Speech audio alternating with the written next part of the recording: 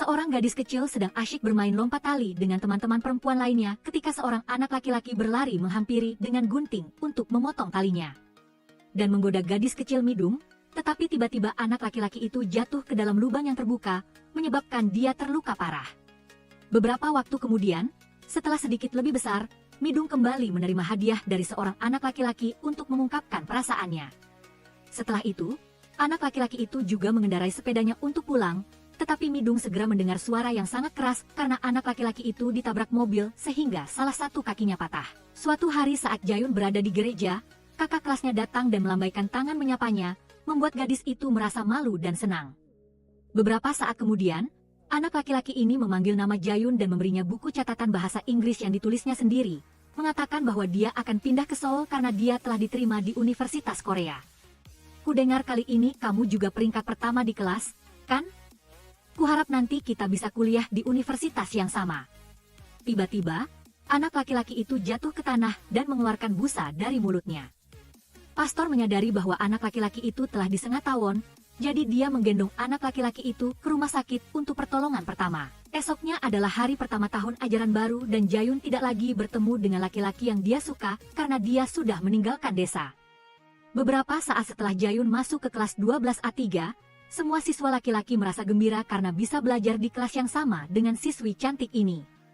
Teman yang duduk di belakang langsung bertanya keras kepada Jayun, waktu itu saat dia mengalami kecelakaan, kamu sedang berbicara dengannya, kan? Teman Daeun langsung bertanya terus terang, dia terluka karena kamu, kan? Saat itu, teman Jihun masuk dan meminta kedua teman perempuannya untuk tidak menanyai Jayun seperti penjahat. Orang yang dia sukai sudah sembuh dan pindah ke Seoul sejak lama, kan? Anak laki-laki ini juga meletakkan sekotak susu di meja sebagai hadiah untuk Jayun. Keesokan harinya, guru mengumumkan bahwa 12 siswa laki-laki di kelas mereka keracunan makanan. Sementara itu, semua siswa perempuan di kelas baik-baik saja dan semua orang kembali menatap Jayun. Setelah itu, ketika Jayun hendak pulang, hujan turun. Saat itu, Jihun datang dan meminta Jayun untuk berbagi payungnya saat pulang, meskipun gadis itu menolak. Namun, Jihun tetap membujuk dan mengatakan bahwa mereka searah jalan pulang, jadi akan sangat nyaman. Sehingga Jayun juga berbagi payung dengan anak laki-laki itu untuk pulang. Kemudian, saat mereka berjalan bersama di jalan, sebuah mobil melintas, sehingga Jihun menghindar dan bahunya menyentuh Jayun. Ketika sudah dekat dengan rumah Jayun, anak laki-laki itu baru berkata bahwa sebenarnya rumahnya berlawanan arah dengan sekolah, kasus keracunan makanan di kelas kami itu. Sebenarnya, teman-teman itu terus membicarakanmu, anak-anak laki-laki bilang kamu sangat jago bahasa Inggris dan juga cantik, tiba-tiba sebuah bus melintas. Jadi Jihun menggunakan payungnya untuk menutupi genangan air yang memercik, dan berlari sendiri di bawah hujan untuk pulang. Tak lama kemudian, terdengar suara petir yang cukup jauh, membuat siswi itu menghela napas lega. Namun, begitu dia melangkah, petir yang lebih dekat menyambar, sehingga Jayun melepaskan payungnya seolah menerima sesuatu. Tak lama setelah itu, keluarga Jihun membawa foto putranya ke sekolah, karena dia tewas disambar petir dalam perjalanan pulang dari sekolah. Dan siswi Jayun hanya berdiri di sudut terpisah dan bersama teman-teman sekolahnya diam-diam mengenang siswa laki-laki yang bernasib malang itu saat mobil jenazah mengelilingi halaman sekolah penuh dengan doa. Maka semua siswa di sekolah mulai ramai bergosip mengenai fakta bahwa sekolah baru-baru ini mengalami terlalu banyak kecelakaan, ada yang patah tangan atau kaki, ada yang ditabrak mobil, sekarang ada juga yang meninggal. Saat ini, siswa laki-laki Myung-hee terus menatap Jayun. Setelah semua teman masuk ke kelas, Myung-hee terus berhenti untuk melihat Jayun dan tahu bahwa siswi ini sedang menangis sendirian. Setelah itu, Myung-hee mendengar teman-temannya terus bergosip. Katanya karena gadis yang disebut Jayun itu, makanya terjadi kecelakaan dan kematian tadi. Senior yang kita suka, yang diterima di Universitas Korea, disengat lebah di gereja dan kemudian mengalami kecelakaan. Dengar-dengar saat itu Jayun juga ada di sana. Kalau mendekati gadis itu, pasti akan sial dan nasib buruk akan datang. Kelas gadis itu bahkan menjulukinya penyihir. Kudengar tempat Jihun tersambar petir juga dekat dengan rumah gadis itu. Sementara teman-teman lain merinding mendengar hal ini, Myung-hee justru tidak percaya rumor ini dan memberikan banyak bukti bahwa kecelakaan atau sambaran petir hanyalah kebetulan. Saat itu, guru pengawas masuk dan meminta semua orang berhenti bergosip, jadi semua orang kembali fokus belajar, Tetapi Myung-hye tidak berhenti memikirkan apa yang baru saja dia dengar. Beberapa waktu kemudian, sekolah mengadakan perjalanan berkemah. Saat Jae-yun sedang makan sendirian, Jun-seo datang dan memberinya sekaleng minuman. Gadis itu menerima minuman itu, tetapi memberitahu bahwa dia tidak ingin mendengar apa yang ingin dikatakan Jun-seo dan bergegas pergi untuk menghindari anak laki-laki itu.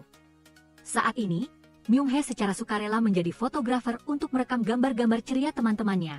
Tetapi ketika dia melihat gambar Jae-yun yang kesepian masuk ke dalam lensa, Myung-hye menjadi terganggu dan melupakan tugas utamanya. Setelah itu, anak laki-laki itu juga memfokuskan kameranya ke arah gadis yang duduk di belakang. Saat itu, guru menggendong seorang siswa laki-laki yang terluka kakinya dan berlari dengan tergesa-gesa.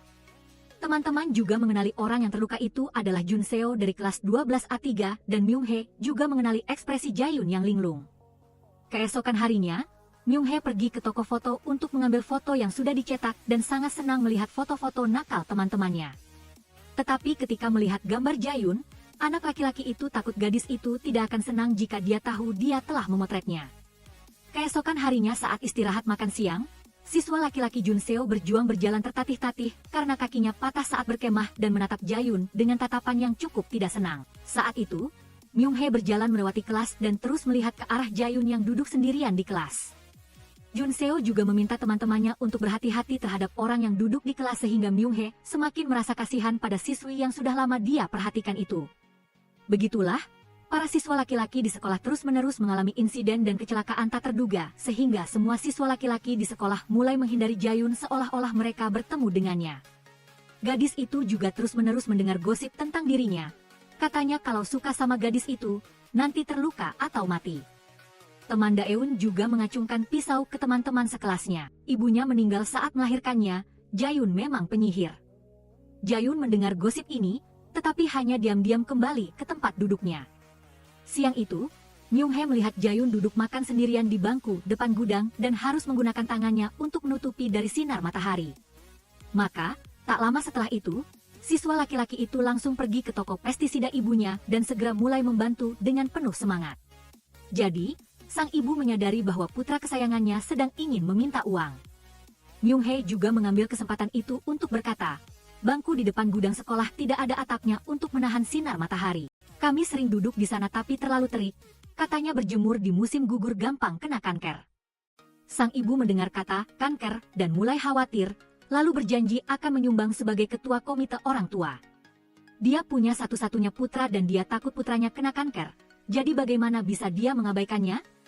Lalu putranya mencium ibunya, lalu cepat-cepat kabur tanpa mau membantu lagi. Keesokan harinya, Jae-yun kembali membawa makanan dan duduk di bangku lama dan sangat penasaran kapan atap ini dipasang.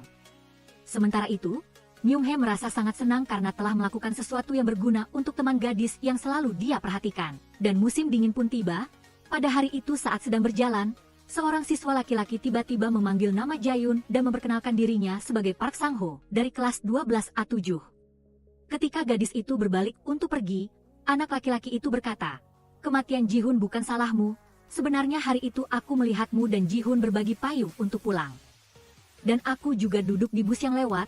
Apakah kamu berpikir jika hari itu kamu tidak pergi bersama Ji-hun, dia tidak akan meninggal, kan? Sejak itu kamu terus menyendiri, bahkan tidak berani makan di kantin, kan? Itu karena sudah takdirnya saja. Bukan salahmu kok." Tiba-tiba 3 gadis lewat dan melihat Jae-yun berbicara dengan seorang siswa laki-laki. Ketika ketiga siswi itu pergi, Sang-ho meminta Jae-yun untuk menyalahkan hujan atas petir yang menyambar orang-orang itu. Tetapi gadis itu tampak marah dan pergi lebih dulu, sehingga Sang-ho pun mendorong sepedanya untuk mengikutinya. Beberapa saat kemudian, Sang-ho dengan berani berkata kepada Jae-yun, "Sebenarnya aku menyukaimu. Jika aku tidak mengungkapkan perasaan ini, aku takut akan menyesal nanti." Ketika Jae-yun dengan dingin menolak, Sang-ho bergegas mengayuh sepedanya ke depan. Tepat pada saat itu, kabel listrik tegangan tinggi mengalami korsleting. Sang-ho juga terjatuh karena seutas kabel listrik jatuh dan menghancurkan segala sesuatu di sekitarnya. Kemudian kabel listrik tegangan tinggi itu menyentuh tubuh Sang-ho sehingga anak laki-laki itu tumbang, dan Jae-yun hanya bisa berdiri melihat dengan hati yang sakit. Setelah itu, keluarga juga membawa foto mendiang Park Sang-ho keluar dari sekolah.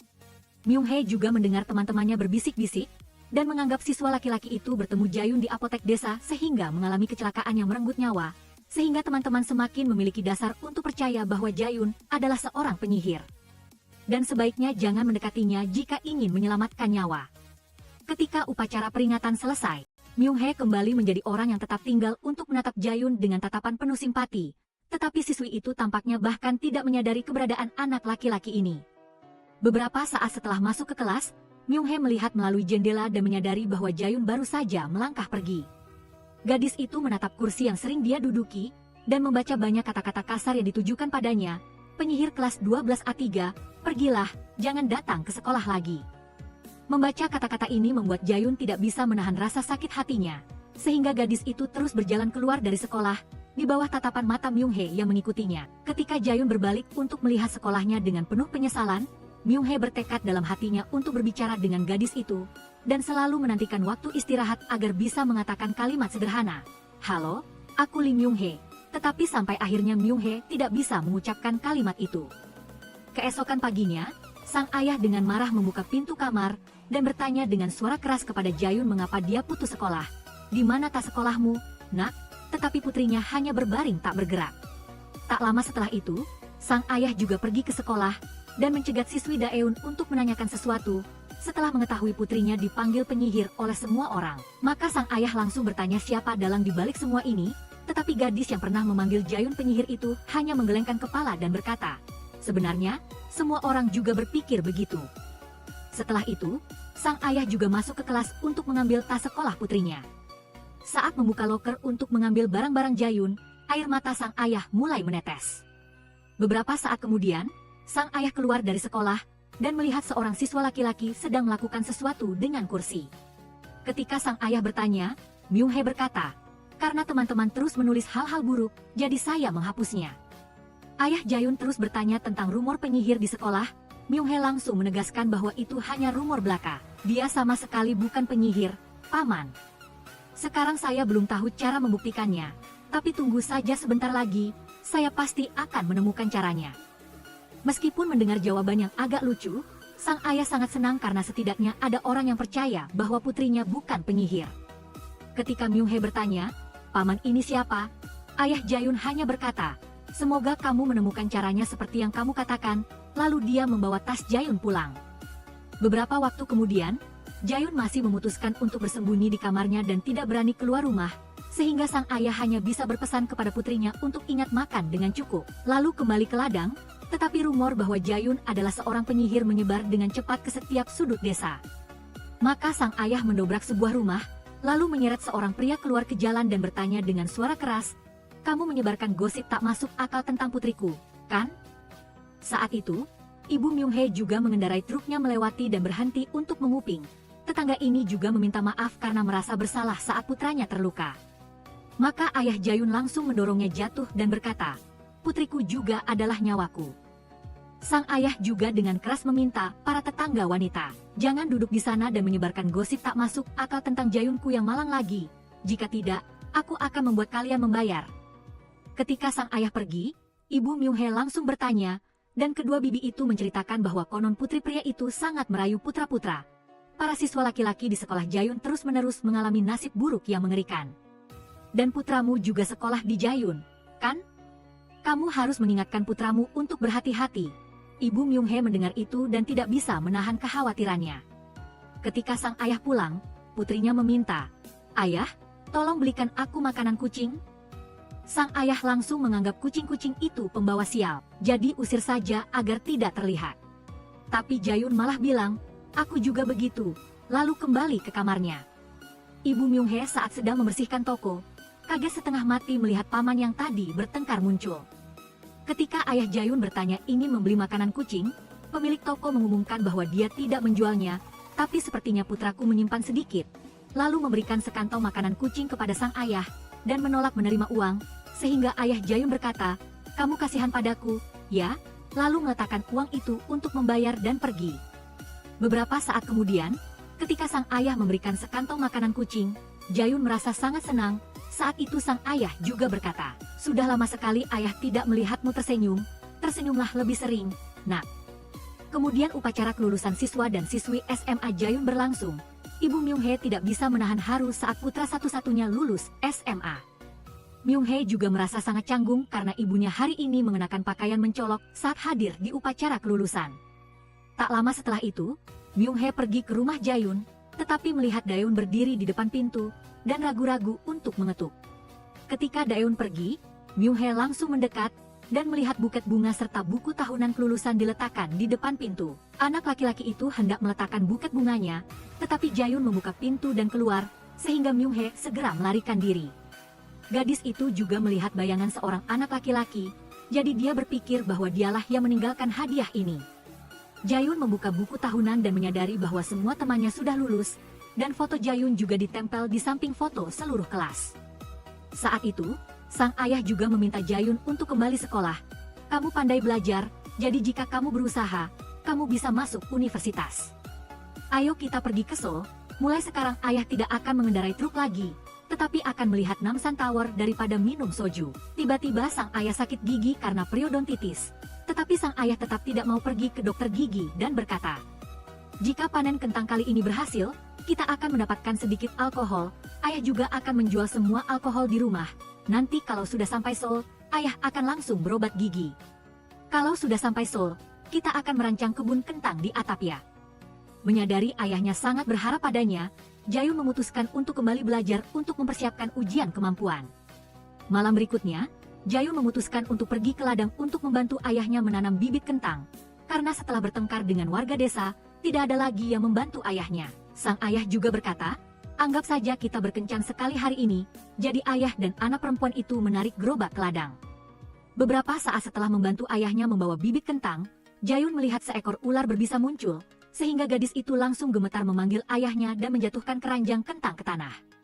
Setelah itu, dia menerima gigitan dari ular berbisa itu.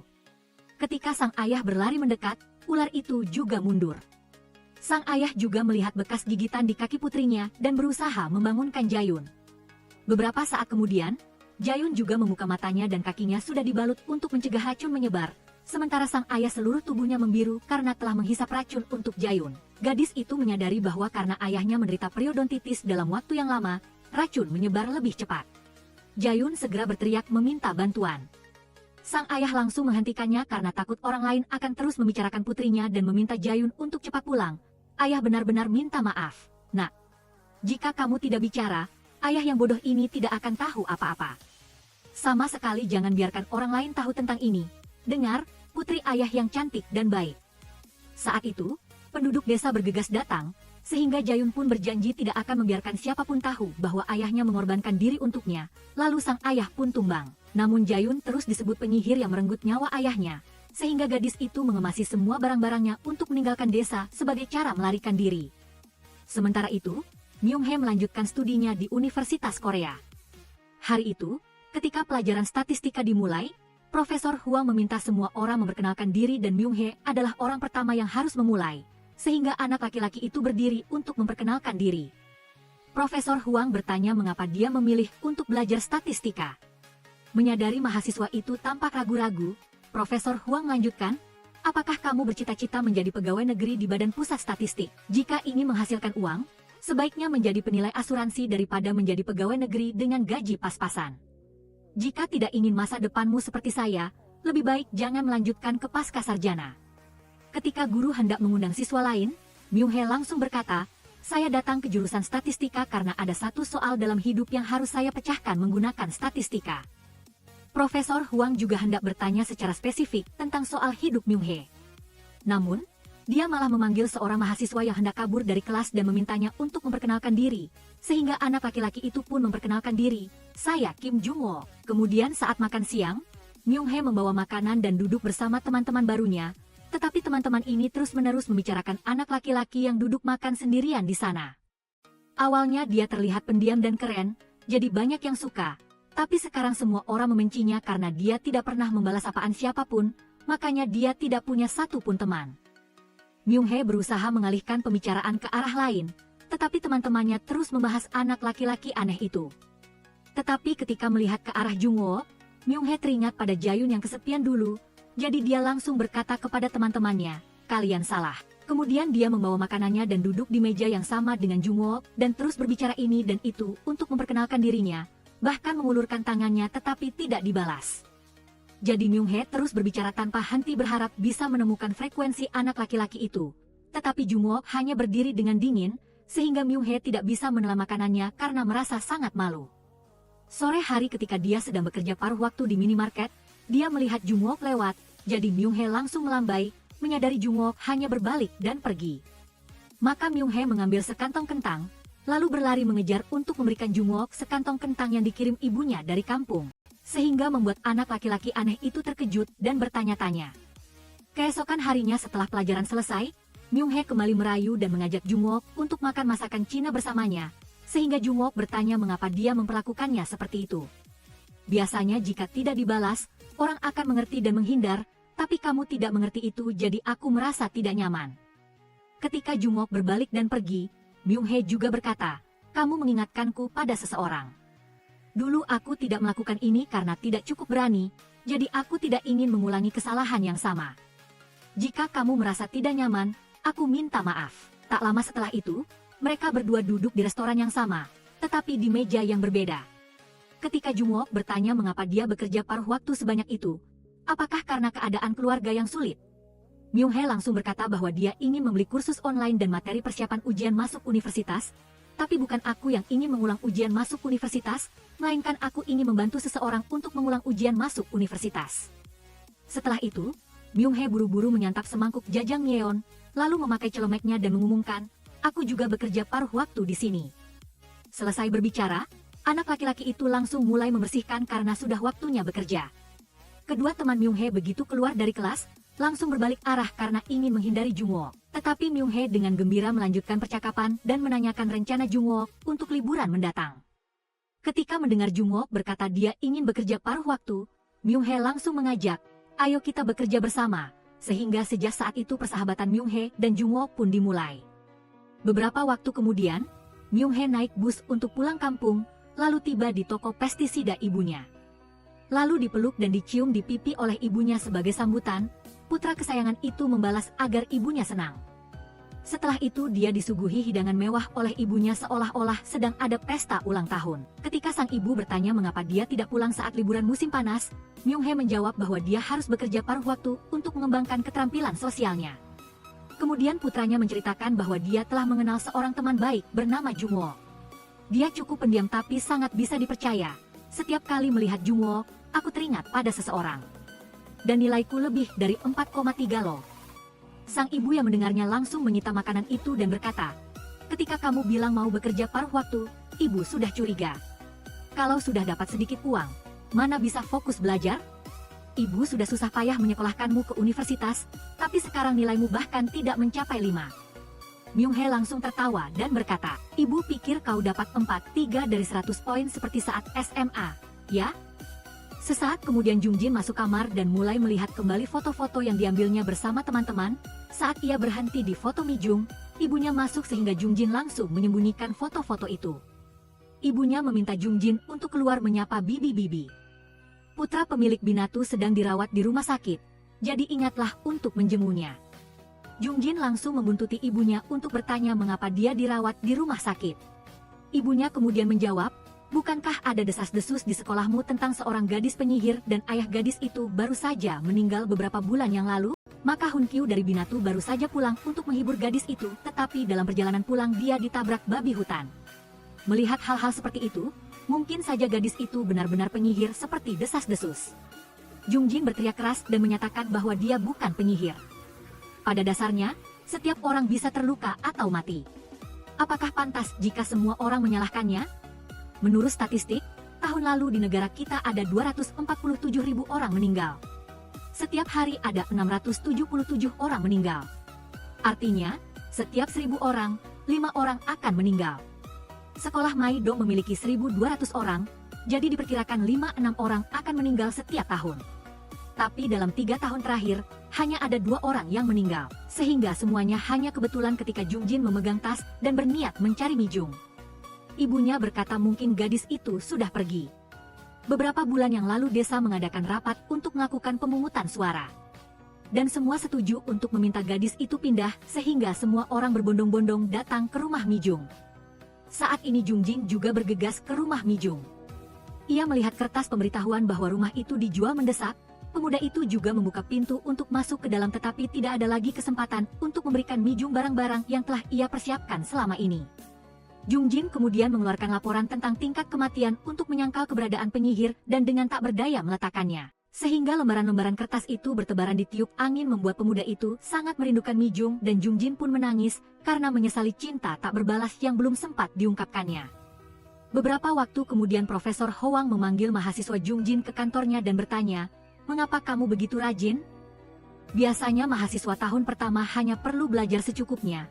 Toh setelah wajib militer, otak juga akan kembali ke nol. Tapi semakin rajin mahasiswa, semakin mudah mereka menyerah di kemudian hari." Ketika Jung Jin menegaskan dia tidak akan menyerah, Profesor langsung bertanya, "Penyihir yang disebutkan dalam laporan ini adalah karakter fiktif?" Jung Jin berkata ada seseorang yang disalahpahami, jadi dia ingin membantu membersihkan namanya. Profesor Howang juga memuji ide bagus ketika dia menggunakan data statistik tentang serangkaian insiden dan kematian di desa untuk membuktikan masalah tersebut. Tapi sejak awal laporanmu sudah tidak berguna karena hanya kesalahan. Kamu telah menerapkan statistik secara subjektif dan telah menetapkan jawaban bahwa itu bukan penyihir, lalu dengan sengaja memasukkan data statistik untuk membuktikannya. Kamu lihat lagi semua pertanyaan dalam daftar ini, mungkin kamu akan tahu apakah orang itu penyihir atau bukan. Mulai lagi dari awal. Jung Jin pun mengangguk. Lalu ia mulai mencari jawaban atas pertanyaan-pertanyaan dalam daftar, dan memang benar bahwa tingkat kematian di sekolah Mai Dong lebih tinggi dari sekolah lain. Pemuda itu mulai mencari tahu apakah ada faktor geografis atau iklim yang menyebabkan tingkat ini lebih tinggi dari biasanya, tetapi tidak ada faktor khusus. Ketika ia menemukan pertanyaan tentang kesamaan semua kecelakaan, Jung Jin teringat semua kecelakaan yang telah terjadi dan satu-satunya kesamaan dari insiden-insiden ini adalah kehadiran Park Mi Jung, sehingga pemuda itu pun bertanya-tanya, apakah mungkin ia benar-benar penyihir? Malam itu Jung Ho keluar dari sekolah memegang payung. Ia melihat teman dekatnya duduk berbasah-basahan di tengah lapangan sekolah. Saat Jung Ho memayunginya, Jung Jin dengan sedih berkata bahwa ia salah, ia tidak menemukan jalan keluar, lalu terisak seperti anak kecil. Waktu berlalu begitu cepat sehingga kedua sahabat itu telah mencapai tahun terakhir kuliah. Jung Ho menundukkan kepala mempersiapkan ujian polisi, sementara Jung Jin ketika bertemu Profesor Howang, seorang senior yang sudah lulus memberikan kartu nama perusahaan Science Solution kepadanya. Setelah itu, Jung Ho berhasil mewujudkan mimpinya menjadi detektif, sementara Jung Jin menjadi analis data di perusahaan Science Solution, dan selalu berputar dengan angka dan statistik. Beberapa waktu kemudian, Ibu Jung Jin keluar dari klinik dengan wajah lesu. Saat malam tiba, ibunya memutuskan untuk menelepon putranya dan memberitahu bahwa sepertinya ia sakit. Dokter mengatakan penyakitnya agak serius sehingga meminta ibunya pergi ke Seoul untuk pemeriksaan lebih lanjut. Jung Jin pun menenangkan dan berjanji akan mengantar ibunya berobat. Setelah menutup telepon, pemuda itu tidak bisa menahan diri untuk tidak termenung. Beberapa waktu kemudian, Jung Jin masuk ke kamar pasien. Saat itu, ibunya sedang mengenakan wig karena penyakitnya memburuk dengan sangat cepat. Pemuda itu juga diam-diam menyembunyikan bir di ranselnya, agar ibunya dapat merasakan pengalaman minum-minum seperti masa muda. Ketika ibunya berkata ingin keliling dunia, Jung Jin berjanji jika ibunya sembuh, ia akan mengajaknya bepergian ke luar angkasa karena putranya sekarang menghasilkan uang dengan baik. Keduanya pun tertawa bersama tetapi dengan cepat menghentikan tawa mereka untuk kembali ke kenyataan. Ibunya juga menyesal tidak pergi ke gereja saat muda karena jika Tuhan benar-benar ada, ia tidak akan berada dalam situasi yang hampir mati seperti ini. Putranya juga harus mulai mengatur rumah dan toko untuk dijual saat ia masih waras, agar nanti tidak merepotkan. Padahal, ibu dan anak masih punya waktu bersama. Itu sudah berkat karena tidak ada yang meninggal secepat ayahmu. Ibu ingin diantar dengan tandu bunga. Dulu saat ibu berusia 5 tahun, ketika nenek Giang tetangga kita meninggal dan diantar dengan tandu bunga, kamu bertanya kepada ibu itu apa? Ibu bilang itu tandu bunga untuk mengantar nenek ke surga. Segera setelah itu kamu bertanya, kalau begitu ayah juga ke surga pakai itu, Bu? Nanti ibu ke surga, anak pasti akan mengantar ibu dengan tandu bunga, ya. Saat itu kamu sangat menggemaskan. Ibu ingin meninggal dengan tandu bunga yang indah untuk bertemu ayahmu. Maukan kamu melakukannya untuk ibu? Rongrin pun berlinang air mata dan mengangguk. Sang ibu menundukkan kepala di bahu putranya dan meneteskan air mata. Keesokan harinya, Rongrin menemui pemilik kantor real estate, ingin mempertahankan rumahnya. Tiba-tiba paman ini bertanya tentang rumah yang dikabarkan sebagai rumah penyihir itu. Ibunya melihat tidak ada yang berani membeli, jadi ia membeli rumah itu dan juga kebun mereka. Misuk memang orang yang baik hati, tetapi Rongrin tidak tahu tentang hal ini.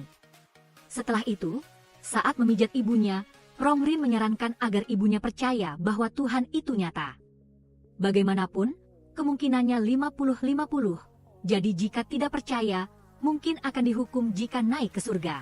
Pria itu bertanya mengapa ibunya membeli rumah Mijung. Saat itu, ibunya pun berterus terang bahwa yang mengusir gadis itu adalah dirinya. Dulu, ketika menyaksikan ayah Mijung bertengkar dengan tetangga dan mengetahui bahwa gadis yang disebut penyihir itu juga bersekolah di Midong, sang ibu menjadi sangat khawatir. Kemudian, saat membersihkan kamar putranya, sang ibu melihat foto-foto yang diambil Rongrin bersama teman-temannya, dan juga foto-foto yang menunjukkan putranya memiliki perasaan terhadap gadis penyihir itu. Maka, ibu Rongrinlah yang mengadakan rapat untuk membahas apakah Mijung harus diusir dari desa atau tidak, ketika paman di desa berkata. Paman itu berkata, belum tentu Rongsu digigit ular karena gadis itu. Namun para bibi di desa langsung membantah karena paman itu sendiri pernah mengatakan bahwa Mijung adalah penyihir. Ibu Rongrin pun berdiri dan menyatakan bahwa mereka harus menjaga desa mereka agar tetap aman dan makmur, tetapi sekarang ada kemalangan yang menghantui dan desas-desus tentang penyihir, jadi siapa yang tahan? Jadi, kita harus melindungi anak-anak kita. Segera setelah itu, Ibu Rongrin memimpin semua orang ke rumah Mijung dan mengetuk pintu. Tetapi ketika melihat penampilan Mijung yang menyedihkan, sang ibu pun melembutkan suaranya dan masuk ke dalam rumah untuk berbicara. Saat itu, Mijung berlinang air mata dan dengan sukarela mengangguk meminta maaf, lalu berkata, "Saya akan pergi sekarang." Ketika para bibi menyatakan keraguan, Ibu Rongrin langsung menegaskan, gadis itu tidak akan berbohong, dan menarik semua orang untuk pulang. Setelah itu, sang ibu menatap gadis penyihir itu dengan penuh kasih sayang. Malam harinya, ketika Mijung sedang kesulitan membawa koper untuk bersiap berangkat, Ibu Rongrin datang dengan truk dan menawarkan diri untuk mengantar Mijung ke terminal bus kota. Meskipun gadis itu menyatakan niatnya untuk menolak, Ibu Misuk tetap bersikeras agar Mijung naik ke mobil. Ketika berada di dalam mobil, Ibu Rongrin pun mengetahui bahwa gadis ini tidak memiliki kenalan untuk mengandalkan dan menginap. Mijung juga mengucapkan terima kasih kepada bibi ini karena telah memperlakukannya dengan baik selama ini. "Saya sangat menyesal karena semuanya salah saya." Saat itu, sang ibu berkata, gadis itu hanyalah seorang anak kecil yang baru beranjak dewasa, tetapi ibu tega mengusirnya dari desa. Ibu dengar rumah gadis itu sepi dan tidak ada yang berani membelinya, jadi ibu membelinya kembali dan juga kebunnya, seolah-olah untuk meminta maaf kepada gadis itu.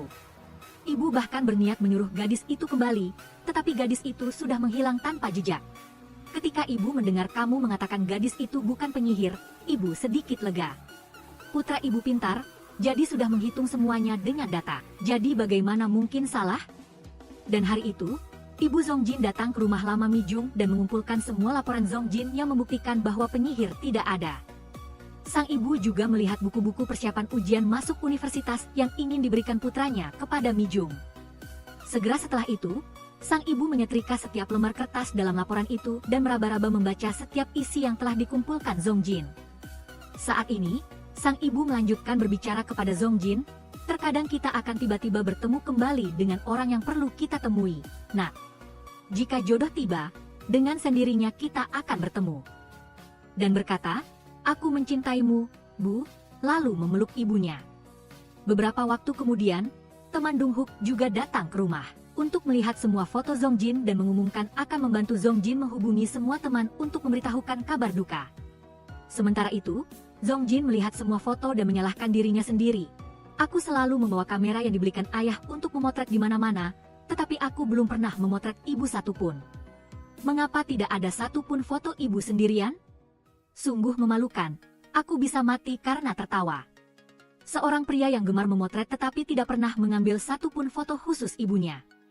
Dan foto terakhir Ibu Zongjin bersama putranya adalah saat wisuda, sehingga foto almarhumah ibunya pun diambil dari foto ini, dan diantar dengan tandu bunga yang sangat indah dan megah sesuai dengan keinginan yang ibu sampaikan kepada Zongjin sebelum meninggalkan dunia ini. Ketika mengantar ibunya ke tempat peristirahatan terakhir, Zongjin juga mendongak ke langit dan melihat ibunya tersenyum penuh kepuasan karena ibunya telah naik ke surga untuk bersatu kembali dengan ayah di atas sana. Setelah itu, ketika merapikan peninggalan ibunya, Zongjin melihat buku-buku dan laporan yang ia tinggalkan di rumah Mijung. Ternyata ibu telah membaca semua statistik yang ia buat meskipun ibu pasti tidak bisa memahami simbol-simbol rumit ini. Tetapi sekarang buku-buku itu sudah usang dan penuh dengan jejak tangan ibu. Ibu sudah membaca berulang kali dan sangat percaya pada semua data yang salah itu. Karena itulah, saat di rumah sakit, ibu bilang gadis itu bukan penyihir karena ibu memutuskan untuk percaya pada kemampuan analisismu. Waktu berlalu begitu cepat, kini Zongjin telah menjadi seorang ahli penambang dan analis data digital. Hari itu, ahli Zongjin berkeliling kasino di sebuah hotel. Ketika melihat karakteristik tubuh para penjudi, Zongjin langsung dapat memprediksi usia, pekerjaan, dan pendapatan, serta frekuensi mereka akan mengunjungi kasino dalam waktu 1 bulan. Saat itu ada seorang pria berbaju putih yang sedang fokus bermain kartu dengan perasaan penuh harap. Ketika ia memutuskan untuk mempertaruhkan semua uang yang dimilikinya, Zongjin pun menganalisis karakteristik pria ini dan menyadari bahwa ia adalah seorang pekerja kantoran yang bergaji. Mungkin ini adalah kali pertama atau kedua ia datang ke kasino dan pada kenyataannya, pria ini tinggal di apartemen sewa di provinsi. Mobil yang digunakannya juga termasuk kelas menengah dengan gaji tahunan sekitar 42 juta. Ia tidak memiliki hobi khusus sehingga mencari hiburan di kasino. Saat itu, hasil permainan kartu yang menentukan juga membuat pria itu kehilangan segalanya. Ahli Zongjin menggunakan kasus ini untuk menganalisis titik sakit para penjudi. Jika seorang pelanggan kalah dan jumlahnya mencapai titik sakit, mereka tidak akan berani datang ke kasino lagi. Perusahaan Size Solution kami telah menganalisis data pelanggan berdasarkan big data sehingga kami dapat memberikan prediksi rinci tentang titik sakit setiap pelanggan. Karena itulah, ketika pemuda berbaju putih itu sangat putus asa, Zongjin memberi isyarat kepada karyawan kasino, dan karyawan itu pun datang untuk memberitahukan. Hotel kami telah menyiapkan hidangan spesial khusus untuk Anda, Tuan. Lalu mengantar pria itu untuk menikmati makanan gratis guna membantunya melepaskan diri dari kekalahan judi yang hampir mencapai titik sakitnya. Karyawati itu bahkan memberikan kupon menginap di hotel khusus VIP dan berkata, "Semoga Anda menggunakannya di lain waktu, Tuan."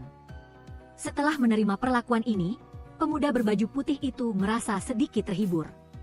Saat itu, dalam rapat, Direktur Kang juga berbicara dengan ahli Zongjin. Target kasino kami adalah bagaimana uang pelanggan mengalir ke arah kami sebanyak mungkin. Kami tidak peduli jika pelanggan menjual kendaraan atau rumah mereka. Zongjin kemudian berkata, daripada membiarkan pelanggan kehilangan semua uang mereka dan tidak pernah kembali ke kasino lagi, kita bisa mengelola agar mereka terus datang ke kasino secara teratur, maka keuntungan akan meningkat lebih banyak lagi, bukan? Ketua Li yang mendengarnya merasa sangat puas. Setelah rapat berakhir dengan baik, Zongjin dan Senior Dung Ho berjalan keluar bersama. Tiba-tiba, Presiden hotel keluar dan memuji proposal Zongjin yang mengesankan. Orang-orang biasanya menggunakan statistik untuk menipu penjudi, sedangkan Anda justru menasihati agar pelanggan tidak terlalu sering kalah. Presiden juga meminta Direktur Kang untuk segera menandatangani kontrak dan mempertimbangkan investasi di Site Solution. Ketika Presiden bertanya apakah dia bermain olahraga, Zongjin berkata, "Hobi saya hanya di rumah membaca buku tentang analisis data." Saat itu, pemuda berbaju putih itu juga menggadaikan mobilnya untuk mendapatkan setumpuk uang agar bisa terus pergi ke kasino untuk mengembalikan kerugiannya. Ketika melihat efektivitas proposal ahli itu terjadi tepat di depan mata, Presiden Li segera memberikan kartu namanya dan berjanji akan menjamu Zongjin makan. Sesaat kemudian Zongjin pergi ke tempat parkir dan melihat kaca mobilnya sudah dipecahkan oleh seseorang. Setelah itu, Zongjin juga melihat gambar penjahat bertopeng yang telah memecahkan kaca mobilnya.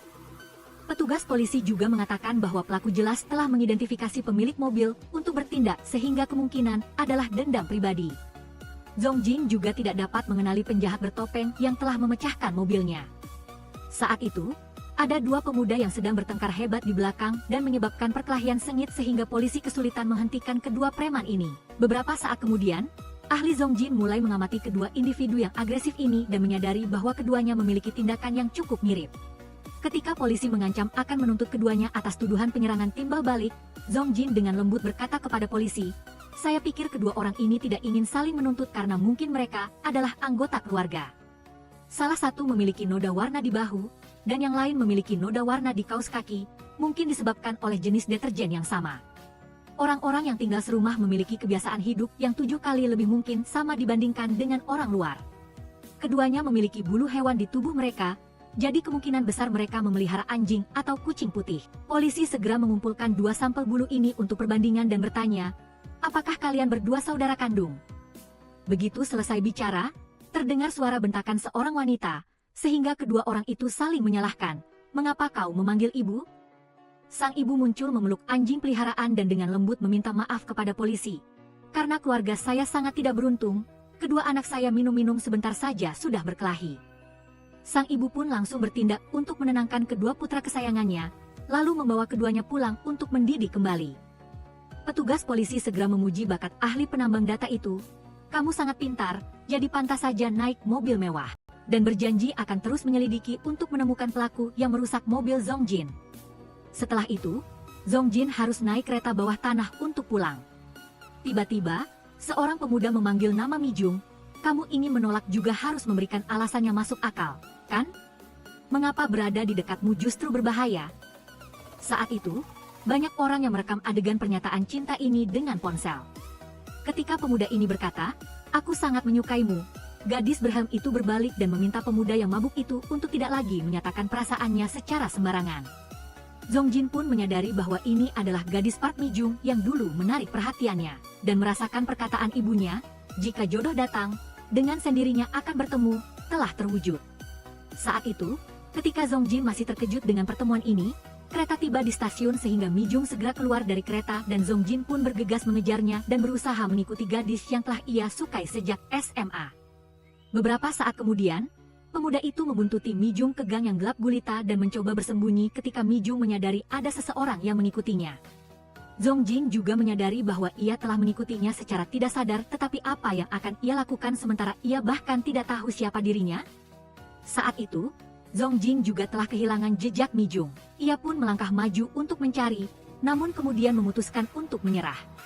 Setelah beberapa saat berjalan dengan sedih, ia melihat Mijung sedang memanjakan kucing-kucing, sehingga Zongjin bersembunyi dan mendengar Mijung mencurahkan isi hatinya kepada kucing-kucing itu. Aku merasa sangat lelah harus hidup tanpa bertemu orang lain. Aku tidak tahu bagaimana menjalani hidup dengan penyesalan dan juga tidak tahu bagaimana menghilang. Mendengar kata-kata ini membuat Zongjin merasa sangat sedih karena ia selalu berharap gadis itu akan hidup dengan baik dimanapun ia berada, tetapi tak disangka ia harus hidup seperti itu. Pemuda itu juga berkata pada dirinya sendiri, sesuai dengan harapan ibunya, maka saya pasti akan membuktikan bahwa dia bukan penyihir. Saat ini Mijung juga berkata, sepertinya hari ini saya telah menyakiti satu orang lagi.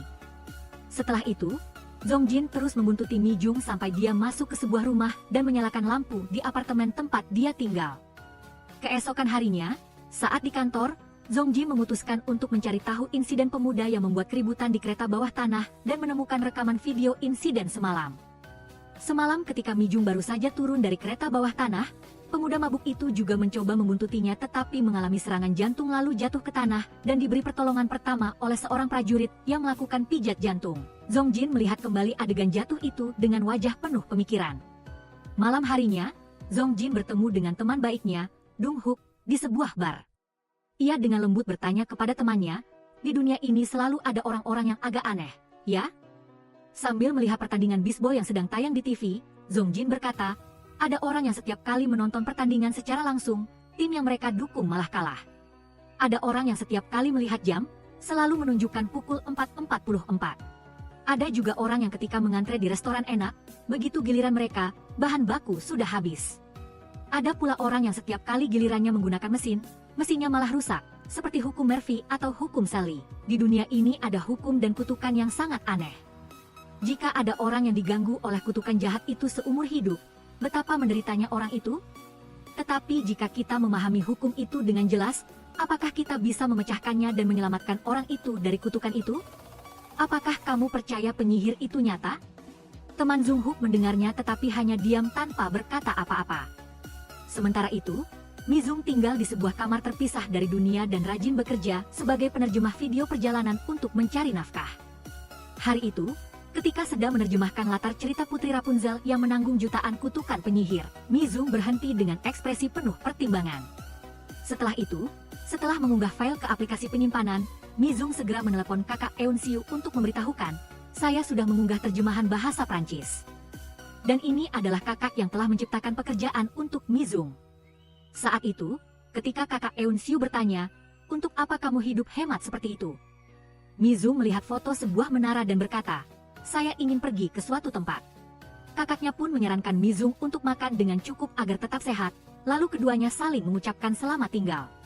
Setelah itu, Mizung melangkah ke balkon untuk melihat dunia luas di luar. Bagi Mizung, tempat tinggalnya dan dunia di luar sana seperti dua dunia yang terpisah. Dan Mizung selalu mengurung diri di sini, tetapi terkadang ia juga bertanya pada dirinya sendiri, entah ia yang mengurung dunia ini atau dunia ini yang mengurungnya. Dan setiap kali ia perlu berbicara dengan seseorang, Mizung selalu menatap kedua boneka jerami dan berkata, kita baik-baik saja, kan?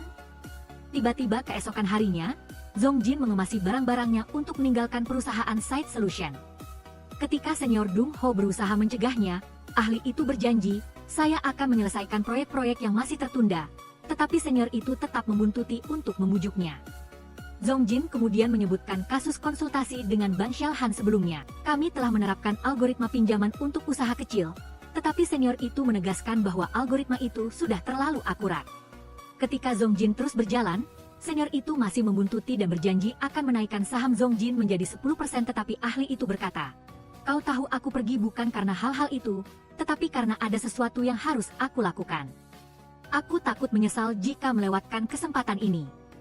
Senior itu pun menunjukkan pengertian dan meminta Zongjin untuk tidak pergi terlalu jauh. Segera setelah itu, Zongjin mencari apartemen untuk disewa, tetapi ia berkata kepada konsultan bahwa ia ingin menyewa apartemen di lantai atas karena malam itu ketika membuntuti Mijung ke rumah. Zongjin telah mengamati gedung di seberang, tetapi saat itu konsultan mengumumkan bahwa apartemen di lantai atas sudah disewa dan menolak ketika Zongjin ingin melihat apartemen itu. Pria itu segera memberikan sedikit uang untuk menunjukkan niat baiknya, sehingga segera setelah itu konsultan mengantar Zongjin untuk membujuk karyawan toko serba ada agar Zongjin dapat melihat apartemen itu. Tetapi pemuda Sung Min bersikeras menolak karena tidak suka, sehingga konsultan pun pasrah mengantar Zongjin keluar, tetapi ahli itu tetap tidak menyerah. Keesokan harinya, Zongjin membantu pemuda Sung Min menahan pintu lift, lalu dengan sengaja bertanya jenis tteokbokki apa yang disukai Sung Min. Sung Min langsung menjawab bahwa keluarganya membuat tteokbokki sehingga dia sangat membenci tteokbokki. Setelah itu, saat Sung Min sedang sibuk bekerja, Zongjin mendekat dan meminta karyawan toko untuk merekomendasikan kotak bekal yang enak, dan Sung Min pun memenuhi permintaan tersebut sehingga Zongjin melanjutkan bertanya minuman apa yang paling enak, dan karyawan supermarket itu juga merekomendasikan banyak sekali. Setelah itu, saat membayar, Zongjin menolak untuk membawa pulang makanan itu dan mengucapkan selamat makan kepada Sung Min lalu pulang dengan tangan kosong. Keesokan harinya, Zongjin kembali datang untuk membantu Sung Min membuang sampah, sehingga terjadi tarik-menarik. Menyadari pria berkacamata itu masih menempel seperti lintah, Sung Min langsung pergi dengan kesal, tetapi Zongjin tetap meminta untuk bertemu lagi lain kali. Keesokan harinya, ketika Sung Min membuka pintu apartemennya, dia melihat sebuah hadiah tergeletak di lantai dengan pesan, saya penghuni baru kamar 502. Sung Min langsung menendang hadiah itu ke samping lalu pergi mengetuk pintu apartemen Zongjin dan bertanya dengan suara keras, kenapa Anda melakukan ini pada saya? Akhirnya, Sung Min pasrah dan mengizinkan pria berkacamata itu masuk ke apartemennya. Zongjin juga dengan berani menawarkan untuk membayar uang sewa 3 bulan dan biaya pindahan. Jadi, segera setelah itu, Zongjin mendapatkan apartemen yang diinginkannya, yang berhadapan langsung dengan apartemen Midung, dan melanjutkan menyelesaikan pekerjaan yang belum selesai untuk senior Dung Ho. Keesokan harinya, Zongjin pergi ke apartemen seberang dan diam-diam memeriksa semua surat, lalu berhasil mengambil sepucuk surat yang dikirimkan kepada Midung dari sebuah penerbit. Saat itu, kakaknya, Eunsiu, tiba-tiba muncul. Menyadari tingkah laku aneh pria ini, Eunsiu langsung bertanya, kamu mencari siapa? Zongjin segera menjawab, saya ingin ke lantai 3. Pria itu pun melangkah ke lantai 3 untuk membuktikan perkataannya. Namun, itu adalah toko waxing seluruh tubuh untuk wanita. Zongjin pun harus masuk ke dalam untuk menyelesaikan proses kebohongannya. Setelah itu, Eunsiu dan Midung makan daging panggang, dan ingin menggemukkan adiknya sedikit, tetapi Midung menolak. Setelah selesai makan, Midung mengungkapkan keinginannya untuk menabung agar bisa bepergian. Saat menerjemahkan, saya melihat tempat yang tidak banyak orang, yaitu kota Hontat di Austria. Tiba-tiba saya merasa tempat itu sangat nyaman. Jadi, kakak perempuan itu menyemangati Midung untuk bekerja keras dan memuji kebun sayuran swasembada yang telah ditanam sendiri oleh adiknya. Midung juga mengatakan bahwa dia berencana menanam kentang lagi tahun depan. Dengan begitu, dia punya sesuatu untuk dinantikan dalam hidup. Ketika kakak perempuan itu bertanya mengapa dia menanam kentang, Midung menjawab karena kentang tumbuh sendiri jauh di dalam tanah. Ditambah lagi, di akhir hidupnya ayah saya juga menanam kentang. Setelah itu, kakak perempuan itu mengatakan, akhir-akhir ini saya melihat kamu lebih ceria dan lebih sering tersenyum. Lalu ia menyemangati Midung untuk hidup dengan baik agar siap berangkat ke kota Hontak. Midung pun mengucapkan terima kasih kepada kakak Eun Siu karena telah memberikannya pekerjaan penerjemahan di rumah. Saat itu, ketika Jong Jin sedang makan mie di minimarket, ia menerima telepon dari polisi Cha yang memberitahukan bahwa tersangka perusak mobil telah ditemukan. Orang itu bernama Lee Jong Ho dan sedang dalam pencarian. Orang ini mengelola pabrik gelas kertas, tetapi baru-baru ini bangkrut. Kabarnya, ia akan segera mendapatkan modal lagi, namun bank mengubah peraturan pinjaman sehingga dia bangkrut. Mungkin karyawan bank tanpa sengaja membocorkan bahwa perusahaan Anda telah mengembangkan sistem persetujuan pinjaman. Mungkin dia mencari di situs web dan menemukan informasi tentang Anda. Jong Jin pun mengerti situasinya dan bertanya apakah jika dia menarik gugatan, surat perintah penangkapan akan dibatalkan. Namun polisi itu mengatakan bahwa jika dia menarik gugatan, hukumannya hanya akan diringankan. Apalagi dia sekarang masih buron. Ketika dia berdiri untuk pergi, Jong Jin bertanya satu hal lagi. Jika lampu jalan terus berkedip, dia harus melaporkan ke pihak mana untuk menyelesaikannya. Karena sebelumnya ketika dia mengikuti Midung, saat itu Jong Jin melihat lampu jalan terus berkedip di jalan pulang gadis itu. Saat itu, polisi Cha bertanya kepada rekannya. Rekannya meminta untuk melapor ke Dinas Pengelolaan Fasilitas Distrik. Jong Jin pun menerima informasi ini. Segera setelah itu, sesampainya di rumah, Jong Jin dipukul oleh seorang pria. Ketika pria itu bertanya, apakah kamu Jong Jin dari Six Solution? Pria itu pun menyadari bahwa orang ini adalah Lee Jong Ho yang sedang dicari, tetapi terus menerima pukulan bertubi-tubi dari pria ini. Sung Min pun muncul untuk mengendalikan pria ini dan menyarankan Jong Jin untuk melapor polisi. Namun dia malah meminta untuk melepaskan pria itu, jadi pria itu kembali melancarkan tendangan. Melihat Sung Min memanggil polisi, Jong Jin malah meminta untuk tidak memanggil polisi. Pria itu pun mulai mengomel, jika saya bisa mendapatkan pinjaman, saya sudah bisa membayar utang dan gaji karyawan. Semuanya sudah terlihat bagus, tetapi Anda menghancurkannya di menit terakhir. Puluhan orang harus menganggur. Dia hendak mengangkat tinjunya, tetapi melihat pria itu tidak menunjukkan tanda tanya perlawanan, dia pun berhenti dengan pasrah. Setelah itu, Jong Jin mengundang pria itu makan di toko serba ada. Jong Jin berkata, ini pertama kalinya saya dipukul. Ini juga pertama kalinya saya mendengar suara keroncongan di perut orang yang memukul saya. Paman, silakan makan bagian saya juga. Babi tumis kimchi di sini adalah yang paling laris. Pelanggan yang membeli kotak bekal di toko serba ada sebagian besar adalah pria berusia belasan hingga 30-an. Menurut data statistik, pria sangat suka makan daging tumis kimchi saat makan di luar. Untuk menciptakan keunggulan kompetitif, jaringan toko ini menambahkan telur goreng di atasnya. Pekerjaan yang saya lakukan juga seperti itu. Jika dihitung, jika ditambahkan telur goreng, biaya modal setiap kotak nasi hanya akan meningkat 30 won, tetapi pendapatan penjualan dapat meningkat hingga 10%, dan harus menambah biaya pemasangan peralatan untuk menggoreng telur.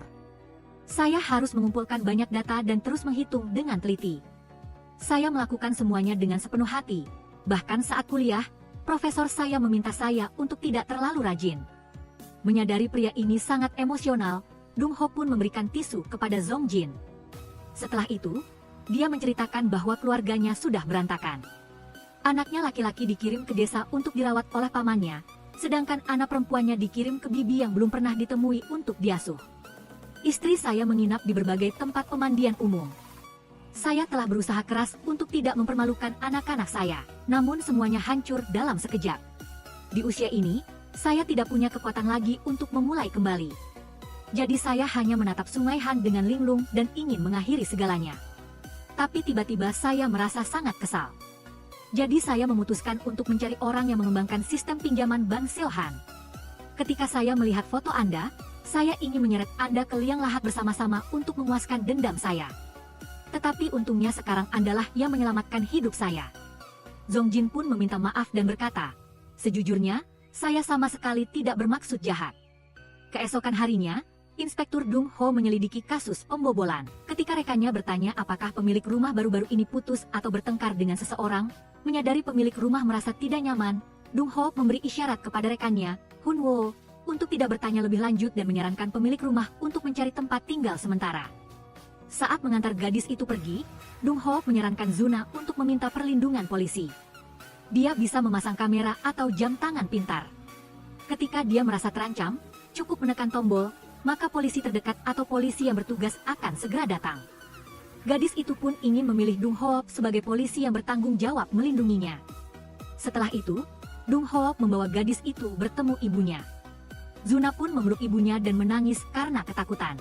Pada malam hari, Zongjin duduk di luar kantor polisi menunggu untuk bertemu Dong Ho. Ketika Hun Wo bertanya tentang memar di wajahnya, Zongjin menjawab dengan mengelak dan mengajak Dong Ho makan bersama. Hun Wo pun meminta izin untuk pulang lebih dulu. Setelah itu, ketika kedua sahabat itu berjalan bersama, Dong Ho tidak bisa tidak bertanya-tanya tentang memar di wajah temannya, tetapi Zongjin hanya mengatakan bahwa dia pantas dipukul. Ketika Zongjin bingung memilih makanan apa, Dong Ho menerima sinyal permintaan perlindungan dari korban.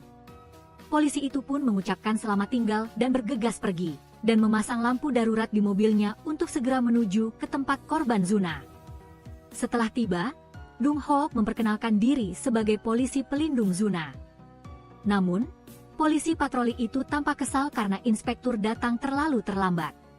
Ayah korban langsung meraih Dong Ho dan bertanya, "Mengapa baru sekarang Anda datang untuk melindungi putri saya?"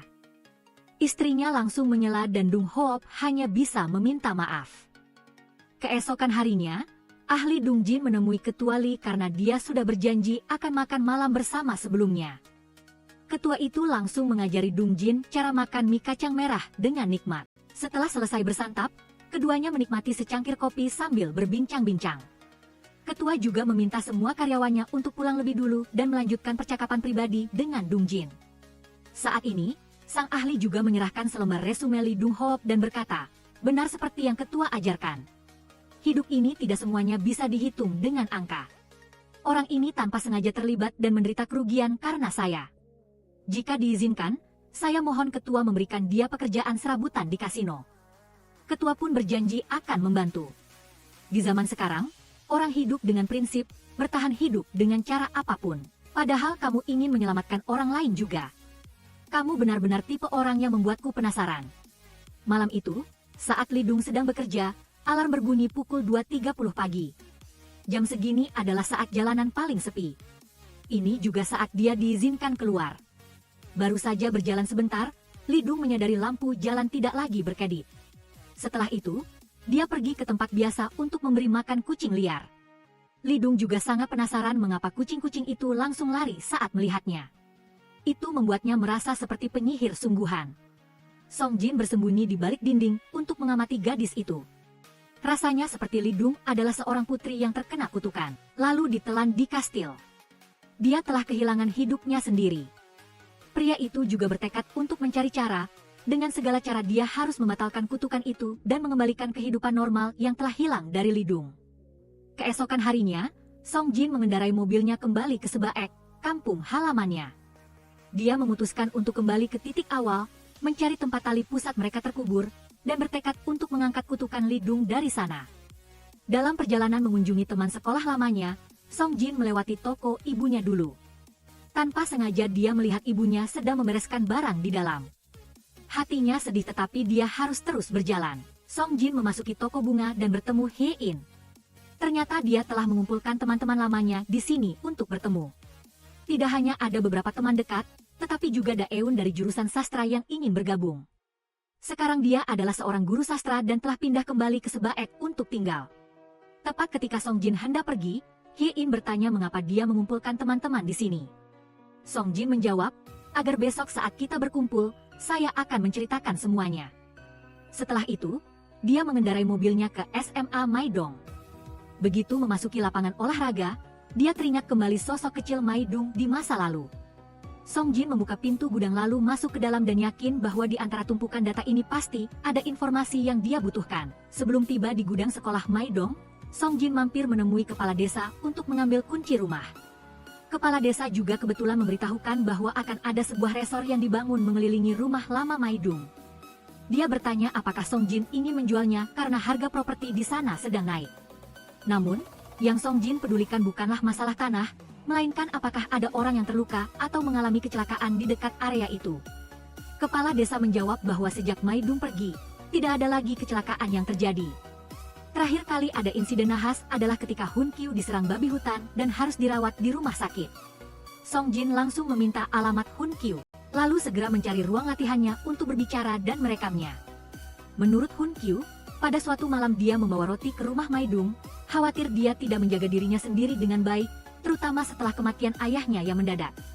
Namun, meskipun memiliki perasaan terhadap Maidung, Hun Kyu tidak berani mengungkapkannya.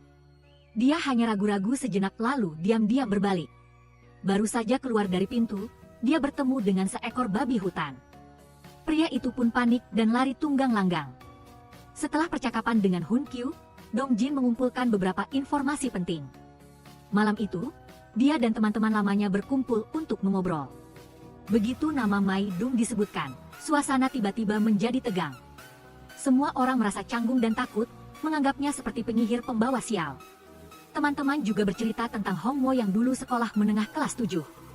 Begitu dia memberi permen kepada Maidung, dia mengalami kecelakaan mobil dan harus absen sekolah selama 1 semester. Begitu sembuh, dia langsung pindah ke tempat lain. Beberapa siswa laki-laki lain di sekolah juga mengalami kecelakaan serupa. Dong Jin mencoba menjelaskan bahwa semua itu mungkin hanya kebetulan. Dia juga menceritakan tentang pertemuan kembali dengan Maidung di kereta.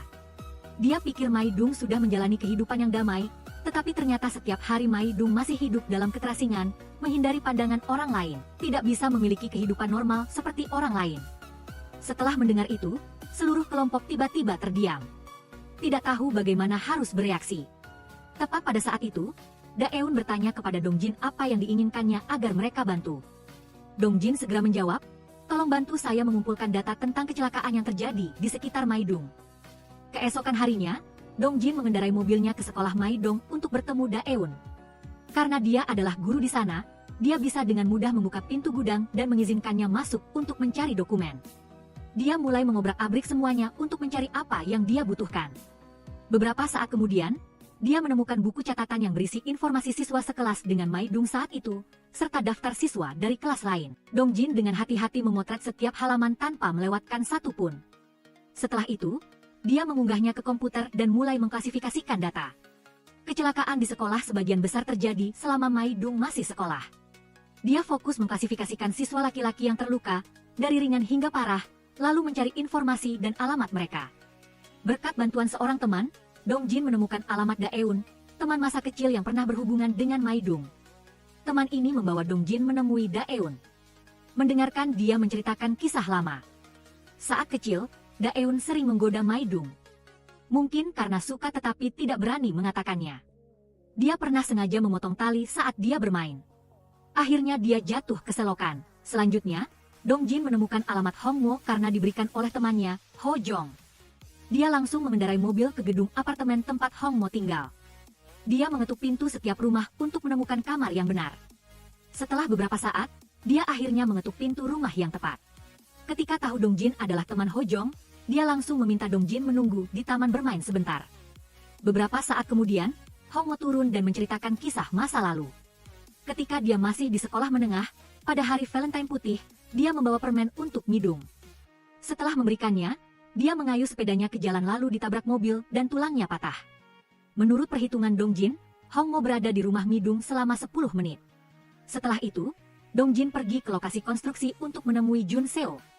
Menurut cerita Jun Seo, dalam perjalanan tamasya sekolah, dia datang membawakan air dan memulai percakapan dengan Midung. Namun sebelum sempat mengungkapkan perasaannya, gadis itu sudah kabur. Akhirnya dia mengalami kecelakaan dan kakinya patah. Mengingat cerita lama itu, Jun Seo masih merinding. Dia bercanda bahwa jika saat itu dia benar-benar menyatakan cintanya, mungkin dia sudah mati. Kesamaan dari semua kejadian itu adalah semuanya berkaitan dengan Midung dan mereka semua memiliki perasaan padanya. Setelah itu, dia masuk ke dalam kelas. Mengeluarkan meteran untuk mengukur jarak dari atas ke bawah, dari kiri ke kanan. Setelah mengukur di dalam kelas dan di luar koridor, Dongjin kembali ke rumah. Mengklasifikasikan data yang telah dikumpulkan. Mengurutkan siswa laki-laki dari yang terluka ringan hingga meninggal. Dari situ, dia menemukan pola yang sama, sekaligus membuat hipotesis tentang pola kecelakaan. Pertama, berada di ruang yang sama dengan Midung akan berbahaya. Kedua, berbicara dengannya juga berbahaya. Ketiga, mengenalnya bahkan lebih berbahaya. Keempat, menyatakan cinta padanya sangat berbahaya. Dan terakhir, jika melanggar semua aturan di atas, pasti akan mati. Kondisi umum dari aturan-aturan ini adalah harus memiliki perasaan terhadap Midung. Sedang asyik berpikir, bel pintu berbunyi. Dongjin keluar membuka pintu dan melihat Daeun berkunjung. Setelah itu keduanya masuk ke dalam rumah dan mengobrol. Daeun terdiam sejenak lalu mengakui bahwa dialah yang menyebarkan rumor bahwa Midung adalah penyihir. Karena saat itu Daeun sangat menyukai senior Yudong, tetapi melihatnya akrab dengan Midung, karena rasa cemburu dan kebencian itu, dia telah berkali-kali menyebarkan rumor palsu yang tidak menyenangkan. Pada hari Midung tidak masuk sekolah, Daeun sangat kesal dan menyesal. Setelah mengatakan itu, dia meminta Dongjin jika bertemu Midung, tolong sampaikan permintaan maafnya kepada Midung. Mendengar itu, Dongjin berpendapat bahwa lebih baik permintaan maaf disampaikan sendiri. Daeun hanya bisa menundukkan kepala karena belum cukup berani. Mungkin suatu hari nanti, bukan sekarang.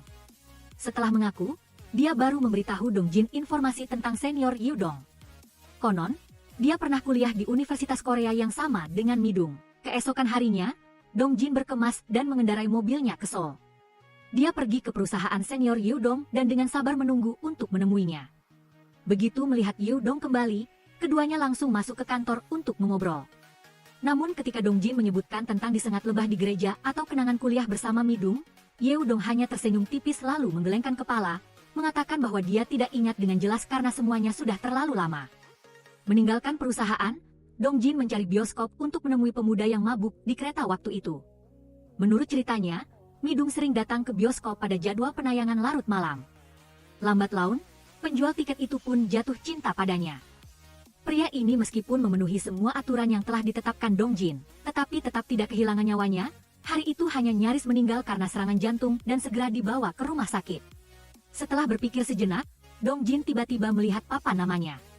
Setelah bertanya, baru diketahui bahwa karyawan di bioskop hanya menggunakan nama palsu, dan Midung hanya mengetahui nama itu, bukan nama aslinya. Menyadari poin krusial ini, Dongjin mencatat aturan baru, jika Midung mengetahui nama asli, nyawa akan terancam. Malam itu, Dongjin memutuskan untuk memverifikasi jangkauan bahaya dengan mengukur jarak dari kamarnya ke kamar Midung dengan pita pengukur. Dia ingin mengetahui jarak berapa yang akan membahayakan. Menurut hasil pengukuran, rentang bahaya sekitar 10 meter. Dari kamarnya ke balkon atap Midung adalah 8 meter. Jika dihitung lurus ke kamarnya, maka lebih dari 10 meter. Setelah selesai mengukur, Dongjin hendak menarik kembali talinya, tetapi tali pengukur tiba-tiba macet. Perasaan tidak tenang muncul. Dia buru-buru menarik tali itu lalu dengan cepat menutup jendela.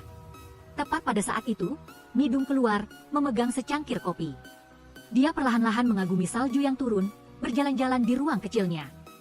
Sama sekali tidak menyadari ada orang yang mengawasinya. Dongjin terus mengawasinya dari jauh dalam diam.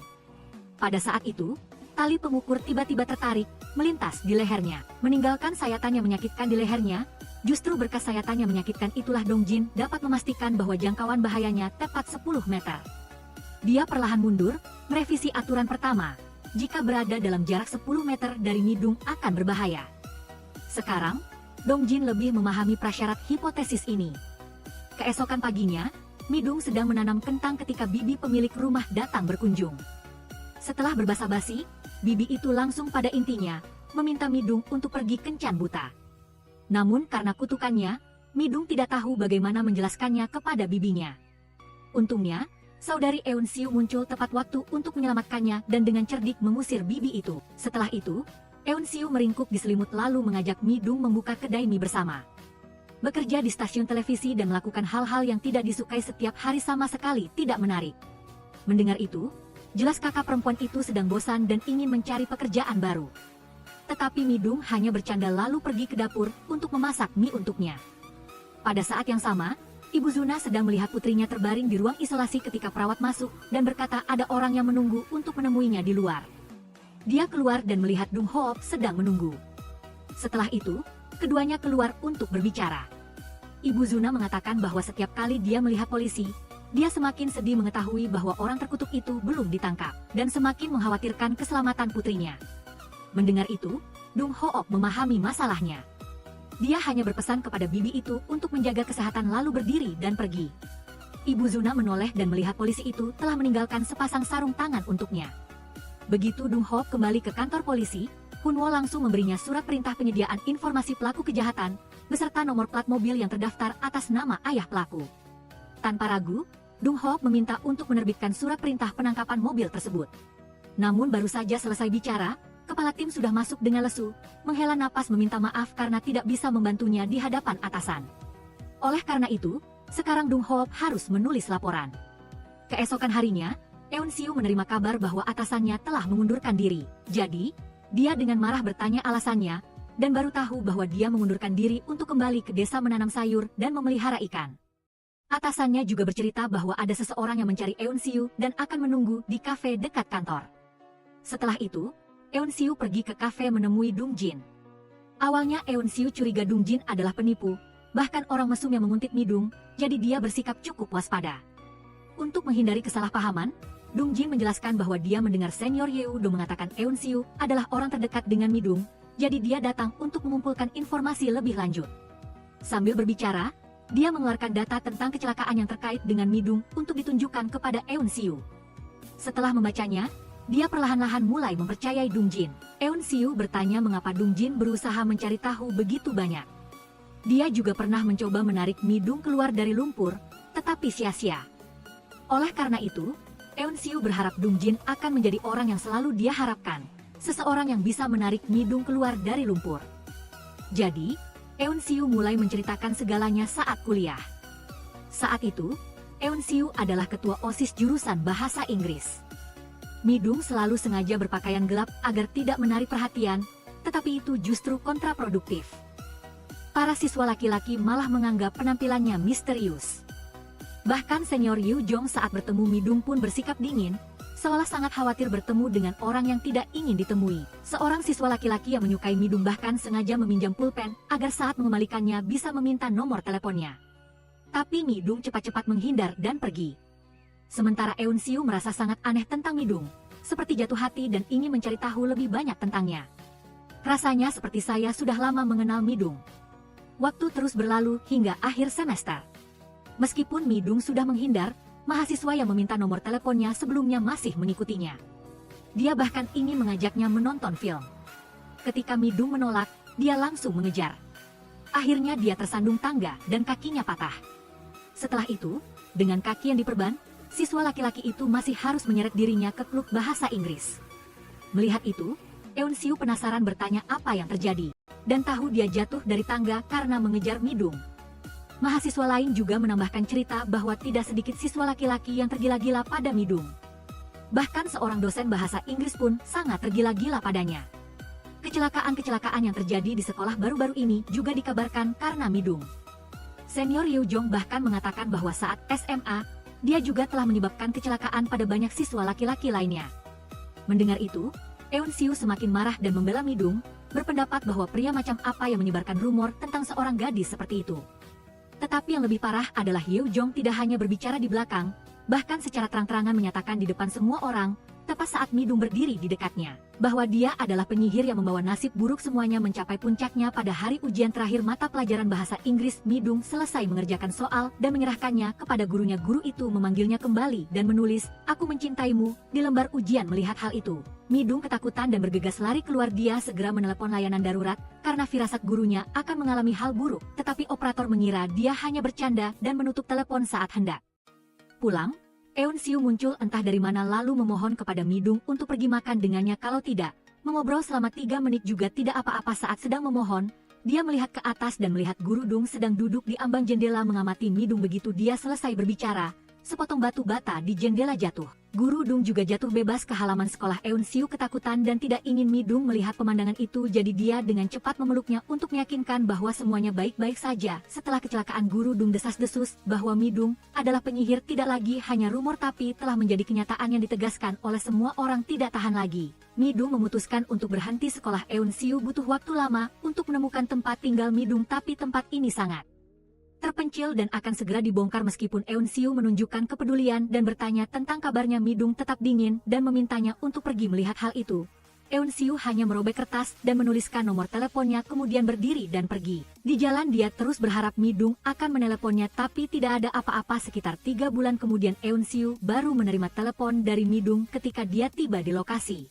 Dia melihat kamar sewa adiknya sudah diobrak-abrik. Beruntung penyusup tidak menyerang Mi-dung. Eun-siu menyatakan bahwa mulai sekarang dia akan menjadi kakak perempuan Mi-dung, tidak membiarkannya berjuang sendirian lagi. Eun-siu memeluk erat Mi-dung untuk menenangkannya lalu membawanya untuk menyewa kamar bibinya. Eun-siu terus menawar memeriksa setiap sudut kamar untuk memastikan semuanya baik-baik saja untuk Mi-dung. Sementara Mi-dung hanya berdiri di sana dan tersenyum. Setelah menceritakan semuanya, Dongjin dan kakak Eun-siu tiba di Universitas Hanguk. Mereka mengukur jarak antara posisi tempat Guru Dong duduk sebelumnya dan tempat Mi-dung berdiri. Hasilnya adalah kasus ini memenuhi 5 hukum prasyarat yang telah ditetapkan oleh Dongjin. Saat sedang berbicara, senior yang pernah mengalami kecelakaan mobil saat menyatakan cinta kepada Mi-dung datang melalui ceritanya. Senior itu mengendarai mobil mengikuti Mi-dung selama 10 menit untuk menyatakan perasaannya. Akhirnya terjatuh dari motor dan patah tulang rusuk, tetapi karena Mi-dung tidak tahu namanya, dia masih hidup. Sementara pemuda yang jatuh dari tangga karena mengejar Mi-dung juga berbicara selama 10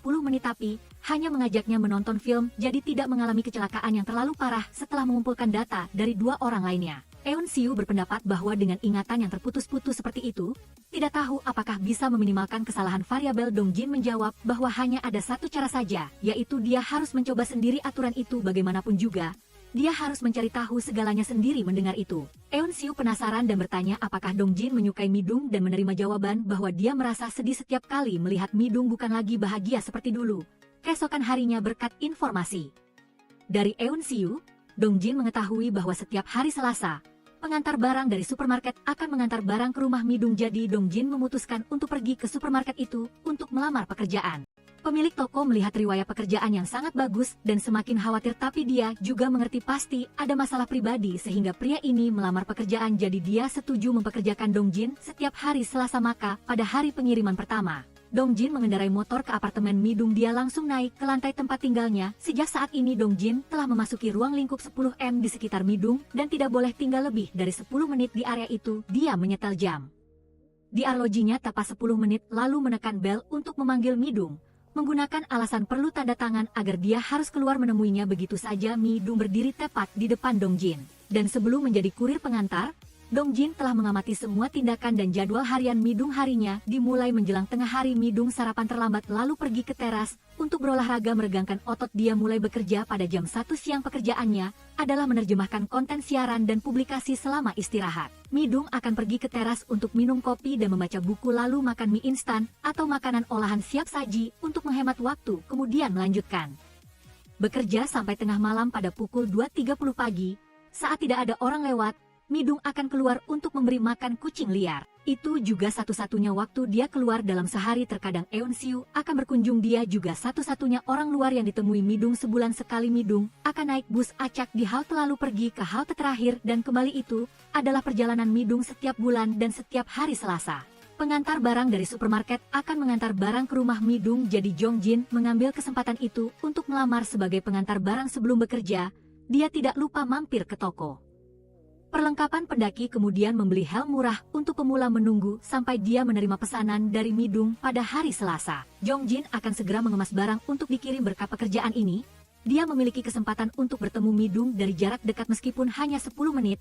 Itu sepadan Mi-dung baru saja membuka pintu. Dongjin langsung terdiam. Sesaat kemudian dia kembali tenang dan membawa kotak barang ke lantai atas untuk Cerash lalu duduk dan memeriksa barang-barang dalam pesanan untuk memperpanjang waktu. Mi-dung melihat pengantar barang ini terlalu antusias sehingga dia tidak tega menolak begitu saja.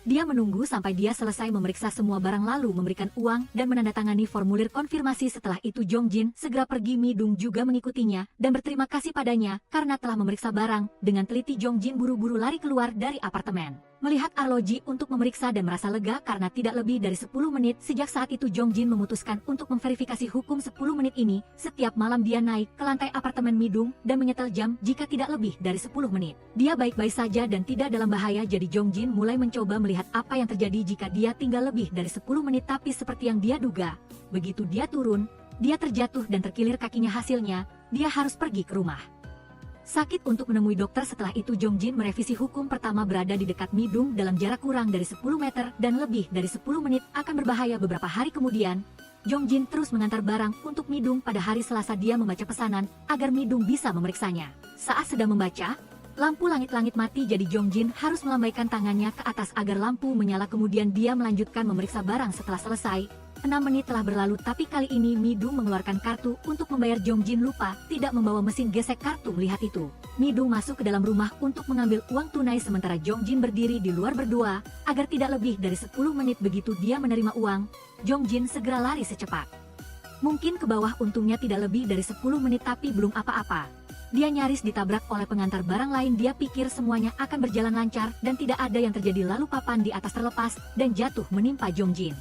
Maka dia kembali terluka di tangan dan harus dirawat di rumah sakit. Meskipun demikian, Jong Jin tetap tekun meneliti entah mengapa dia terluka padahal sudah mematuhi hukum pertama, yaitu tidak berada di dekatnya lebih dari 10 menit. Dia berpikir sejenak lalu beranggapan bahwa jumlah kata yang diucapkan dalam percakapan mungkin berhubungan saat dia sedang melihat. Dokter masuk untuk memeriksa lukanya lalu mematahkan sendi untuk menguji apakah Jong Jin sudah pulih. Pada saat yang sama, Midung baru saja mendapat kabar bahwa pengantar barang datang. Dia segera mengambil sebotol air dari kulkas lalu turun ke bawah. Tetapi ketika dia melihat orang itu bukan pengantar barang yang teliti, dia menjadi bingung dan membawa kotak barang itu sendiri ke atas. Setelah itu, dia memeriksa sendiri sambil melambaikan tangannya ke atas agar lampu menyala. Setelah cedera di tangannya, Jong Jin memutuskan untuk mampir ke toko dan membeli helm yang lebih mahal dan lebih kokoh, sekalian membeli perlengkapan pelindung untuk pendaki lalu memakainya dan menguncinya dengan hati-hati. Kemudian pergi bekerja di supermarket. Saat sedang menata makanan di rak, Jong Jin mulai mengajari pemilik toko cara meningkatkan pendapatan serta menarik lebih banyak pelanggan untuk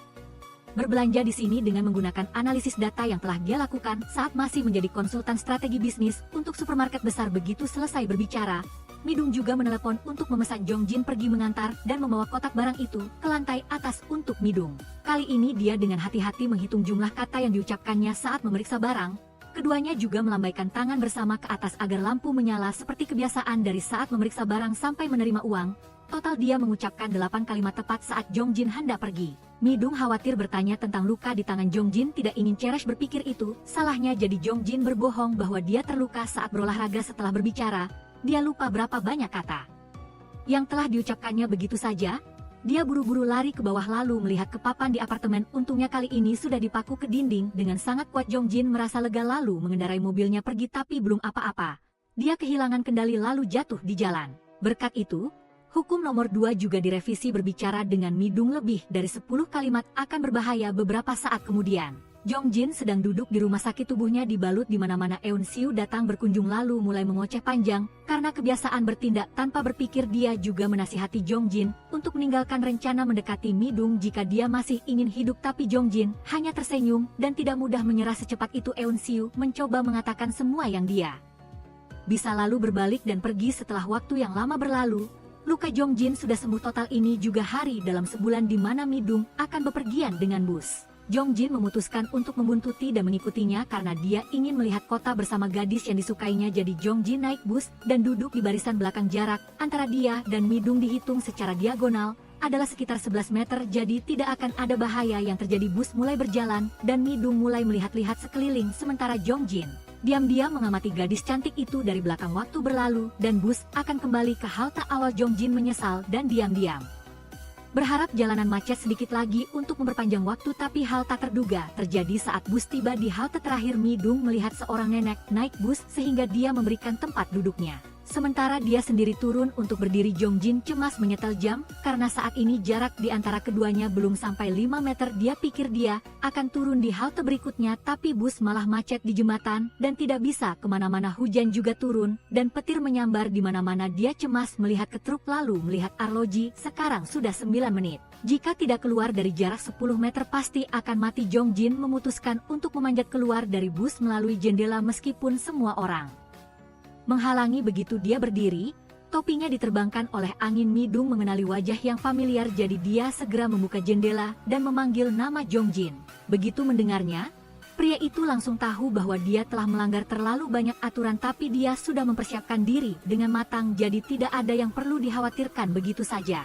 Jongjin memanjat tiang di jembatan dan melompat ke bawah dalam kepanikan semua orang, dan alasan Midung tahu nama Jongjin adalah karena pada hari penugasan siswa laki-laki jelek di sekolah siswa lain hanya bercanda dan tidak peduli hanya Jongjin yang serius dengan penugasannya, jadi Midung melihat ke papa nama siswa laki-laki berkacamata itu dan mengetahui nama Jongjin. Sejak itu keduanya selalu bertemu secara tidak sengaja, hanya sekilas saja, tapi sudah berkali-kali Midung juga tidak bisa melihat wajah siswa laki-laki itu dengan jelas. Hanya setelah melihat buku tahunan yang ditinggalkan Daeun, dia baru bisa melihat wajah Jongjin dengan jelas. Hingga 10 tahun kemudian wajah itu muncul di depan Midung sekali lagi seperti kali ini. Dia kembali menyaksikan Jongjin melompat ke sungai tepat di depan matanya. Untungnya ambulans datang segera setelah itu sehingga Jongjin dibawa ke rumah sakit. Eunsiu sedang duduk bekerja di kantor lalu menerima telepon dari petugas penyelamat yang memberitahu bahwa Jongjin telah dirawat di rumah sakit, jadi dia harus buru-buru pergi untuk melihat permainan berisiko apa yang sedang dimainkan pria itu. Sementara Midung pulang dan mencari berita di internet tentang pria yang melompat dari jembatan. Setelah membaca artikel itu dan tahu Jongjin baik-baik saja,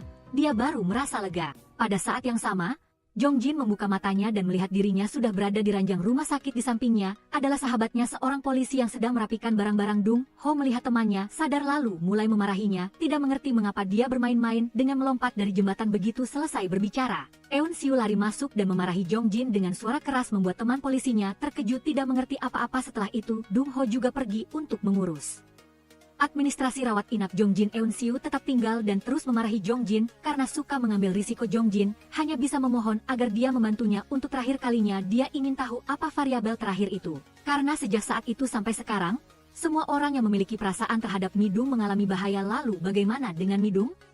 Jika dia benar-benar memiliki perasaan terhadap orang itu, maka variabelnya akan berbeda, bukan?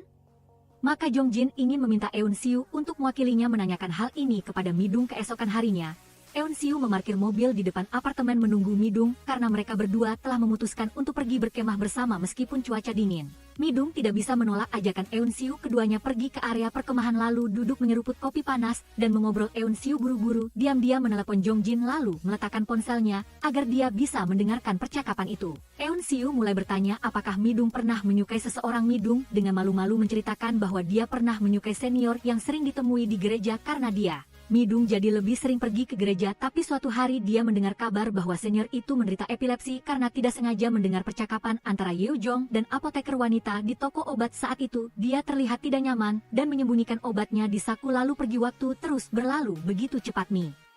Dung juga tidak berbicara dengan Yeojong. Sejak saat itu dia pikir Yeojong akan diam saja lalu pergi ke Seoul untuk belajar, tapi Yeojong malah memulai percakapan dengan Midung di gereja dan memberinya buku tata bahasa Inggris yang dia tulis sendiri. Setelah itu dia kejang-kejang lalu buru-buru dibawa ke rumah sakit. Midung sangat khawatir, jadi dia memberi obat epilepsi dan berlari ke rumah Yeojong bermaksud memberikannya, tapi tidak punya keberanian, jadi dia hanya bisa diam dan pergi. Setelah keluar dari rumah sakit, Yeojong langsung pergi dari desa tanpa bertemu siapapun. Beberapa tahun kemudian Midung baru bertemu lagi dengannya di universitas, tetapi ketika dia menyebutkan buku tata bahasa Inggris, Yeojong malah mengatakan dia tidak ingat apa-apa lalu buru-buru pergi. Sejak saat itu Midung memutuskan untuk melepaskan perasaannya terhadapnya setelah mendengar cerita adiknya. Eunsiu menyadari bahwa itu adalah nama yang menyebarkan desas-desus buruk tentang Midung di universitas. Tidak mengerti mengapa Midung memiliki selera yang buruk sampai terobsesi dengan pria itu. Hal yang aneh adalah Yeojong telah melanggar begitu banyak aturan tetapi masih hidup dan baik-baik saja. Jadi Eunsiu terus bertanya berdasarkan setiap aturan yang diberikan Jongjin, seperti jarak dan waktu Midung berada di samping Yeojong, serta apakah dia menyatakan cinta atau tidak. Midung mengatakan bahwa mereka berdua berada di samping satu sama lain di gereja untuk waktu yang sangat lama serta berbicara satu sama lain sangat banyak, dan dia juga memberikan buku catatan tata bahasa kepada Midung. Mendengar ini, Jongjin teringat sesuatu, jadi dia dengan cepat mengemasi barang-barangnya lalu berlari pulang mencari buku tata bahasa Yeojong lalu membuka halaman terakhir untuk melihat tepat seperti yang dia duga. Dia telah menuliskan pernyataan cintanya di halaman terakhir. Keesokan harinya, Jongjin duduk menunggu di kantor Yeojong menunggu dia datang lalu mulai menginterogasi lalu mengatakan di musim dingin tidak ada tawon, kan? Lalu mengapa saat itu kamu berbohong bahwa kamu disengat tawon?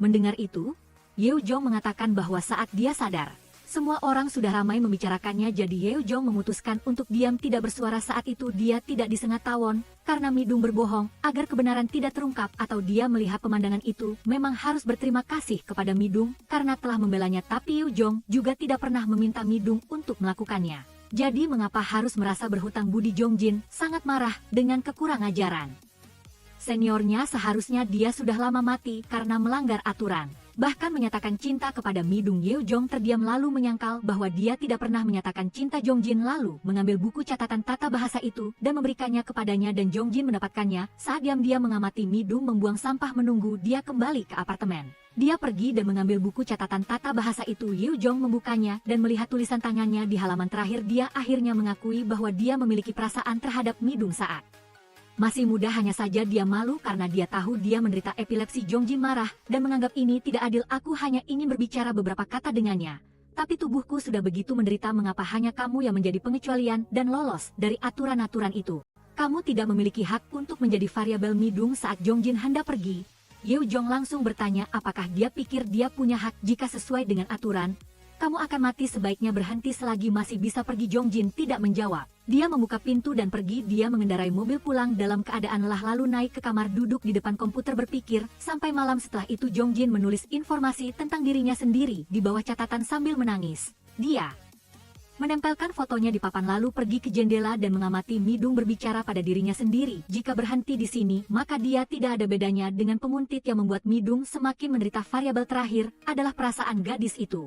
Hanya orang yang dicintai oleh Midung yang dapat mematahkan semua aturan tanpa terluka. Jadi Jongjin menyadari satu-satunya cara adalah membuat Midung mencintainya. Dia memutuskan untuk mempertaruhkan segalanya pada variabel terakhir ini. Jongjin melepaskan semua kertas dan foto siswa laki-laki yang mengalami kecelakaan, termasuk foto Midung, dan membereskan papan analisis data. Dia menempelkan kertas penanda di setiap buku yang telah diterjemahkan oleh Midung, lalu setiap hari mulai bersemangat lari dan berolahraga secara teratur. Setiap kali dia putus asa, Jongjin akan mengamati Midung melalui jendela, kemudian mendapatkan kembali motivasi dan melanjutkan latihan. Barang-barang dan pakaian juga dirapikan ke dalam koper. Sebelum bertemu Midung, Jongjin mengirim pesan kepada sahabatnya dan Eun Siu untuk mengucapkan selamat tinggal untuk terakhir kalinya, lalu mengambil pulpen dan menulis kata Seonju di jendela dan menarik gorden. Tepat saat Jongjin membuka pintu, bel telepon berbunyi. Meskipun begitu, dia tetap menutup pintu dan menarik koper pergi, meninggalkan telepon di kamar. Jongjin mengamati lingkungan sekitarnya lalu berjalan menuju apartemen Midung. Dia meninggalkan koper di lantai bawah lalu menyetel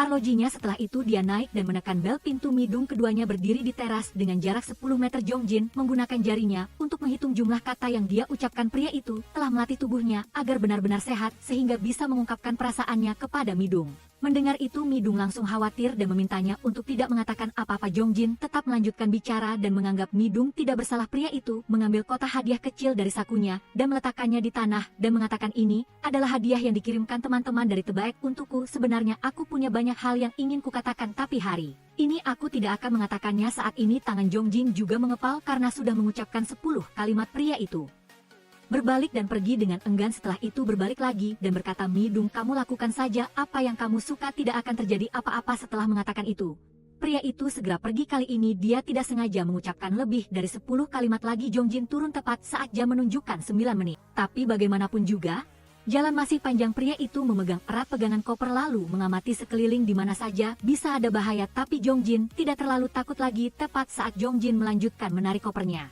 sebuah truk dari belakang melaju ke arahnya. Midung masuk ke rumah dan membuka kotak hadiah kecil yang diberikan Jongjin sebelumnya. Di dalamnya ada USB, jadi dia mengambilnya dan menancapkannya ke komputer. Midung melihat foto setiap sudut di rumah lamanya di desa. Ternyata Jongjin telah pergi ke sana dan memotret setiap pemandangan untuknya. Begitu saja, semuanya tetap rapi, tidak berantakan. Terlampir pada foto-foto itu juga ada video Daeun. Isinya adalah permintaan maaf dari Daeun atas tindakan impulsifnya saat masih muda. Dia berharap Midung mau memaafkannya dan berharap Midung bisa menemukan nama lain yang lebih indah sebagai pengganti nama penyihir. Setelah menonton, Midung tidak bisa menahan emosinya dan menangis. Sementara itu, pesan dari Jongjin terkirim ke Dong Ho, tetapi Dong Ho sedang bertugas menangkap penjahat dan meninggalkan ponselnya di mobil Dong Ho dan bawahannya masuk ke warnet untuk mencari pelaku. Dia masuk melalui pintu depan, sementara bawahannya memblokir jalan di pintu belakang. Begitu Moonki mendengar polisi datang, dia langsung berdiri dan pergi ke pintu belakang untuk melarikan diri tanpa tahu bahwa polisi muda Hunwo sudah menunggu di sana. Belum sempat bertanya, Moonki sudah lari terbirit-birit, dia segera lari keluar dan naik mobil untuk melarikan diri, tapi Hunwo dengan sigap naik dan berhasil menangkapnya. Meskipun begitu, Moonki sangat keras kepala dan bahkan memukul polisi lalu lari pengejaran antara keduanya semakin dramatis. Dung Ho memutuskan untuk mengambil jalan memutar untuk mencegat penjahat itu. Akhirnya polisi Hunwo berhasil menyusulnya, tapi Moonki masih berusaha melawan. Dia mengambil botol bir lalu memecahkannya untuk dijadikan senjata ancaman. Setelah Hunwo menekannya, Moonki segera menggunakannya untuk menusuk paha polisi lalu dengan cepat berdiri dan lari, tapi sialnya, dia dicegat dan berhasil ditangkap oleh Dung Ho. Dia menerjang masuk sambil memukul penjahat itu dan berkata, "Kamu ditangkap karena menguntit dan mencoba membunuh Zuna." Meskipun sudah diborgol, Moonki tetap sengaja mengucapkan kata-kata provokatif membuat Dung Ho marah dan memukul bajingan ini terus-menerus untuk melampiaskan amarahnya. Meskipun bawahannya mencoba menghentikannya keesokan harinya, kepala tim sakit kepala dan menunjukkan kepada Dung Ho luka-luka memar akibat pukulan pada penjahat itu. Ini seperti memanfaatkan jabatan untuk memukul orang, jadi kali ini tidak bisa lolos dari pengawasan tim investigasi internal. Dia tahu Dung Ho melakukannya karena merasa bersalah kepada korban, tapi ada hal-hal yang terjadi yang tidak bisa kita kendalikan. Setelah berbicara, kepala tim hanya meletakkan tangannya di bahu untuk menghibur bawahannya lalu pergi. Beberapa saat kemudian, Dung Ho tiba di rumah sakit untuk mengumumkan kabar baik kepada Ibu Zuna. Dia sangat gembira dan hanya bisa menundukkan kepala untuk berterima kasih. Dia bahkan ingin meminta polisi itu masuk untuk memberitahu putrinya secara langsung, tapi Dung Ho menolak tawaran itu lalu berbalik dan pergi. Setelah tiba di rumah sakit, dia kembali ke kantor polisi untuk berolahraga. Saat sedang berlatih, Hunwo masuk untuk memberi selamat kepadanya karena dipindahkan ke tim investigasi cyber. Dengan begitu dia tidak perlu lari-lari di bawah terik matahari untuk menangkap penjahat lagi. Saat sedang berbicara, Suhan datang untuk memberikan surat konfirmasi pemindahan tugas kepada Dung Ho. Dia tidak hanya repot-repot datang jauh-jauh ke sini, tapi juga memberikan Dung Ho sebotol air lalu dengan cepat pergi. Belum sempat mengerti apa yang terjadi, Eun Siu datang menemui Dung Ho. Setelah itu keduanya duduk bersama untuk berbicara. Eun Siu menceritakan bahwa mereka berdua pernah bertemu di rumah sakit saat menjenguk Zong Jin. Mendengar itu, Dung Ho tetap berwajah dingin memintanya untuk langsung ke intinya. Eun Siu segera memberikan kartu namanya kepada polisi itu lalu bertanya apakah dia bisa menghubungi Zong Jin atau tidak. Dung Ho lalu menceritakan saat dia menerima pesan dari Zong Jin setelah selesai bertugas, "Saya sudah menelepon kembali teman saya tetapi tidak ada yang mengangkat." Mendengar itu, Eun Siu hanya bisa pasrah dan tidak bisa berkata-kata. Bagaimana mungkin temannya diam selama setengah bulan tanpa kontak, tapi dia tetap sangat santai duduk di sini tanpa sedikit pun kekhawatiran. Teman seperti ini adalah teman yang peduli pada diri sendiri. Itu baru benar. Bagaimana jika Zong Jin hilang atau sudah meninggal di suatu tempat? Mendengar itu, Dung Ho berpendapat bahwa tidak harus selalu menghubungi satu sama lain. Setiap orang ada saatnya sibuk dan tidak memegang ponsel. Setelah mengatakan itu, dia mengambil ponselnya dan menelepon Zong Jin. Pihak seberang tidak mengangkat, tetapi ada suara dering. Jadi Dung Ho menganggap temannya baik-baik saja dan tidak terjadi apa-apa. Eun Siu juga pasrah setelah mendengarnya dan kasihan pada Zong Jin karena memiliki teman seperti itu. Dung Ho datang ke kantin setelah percakapan itu.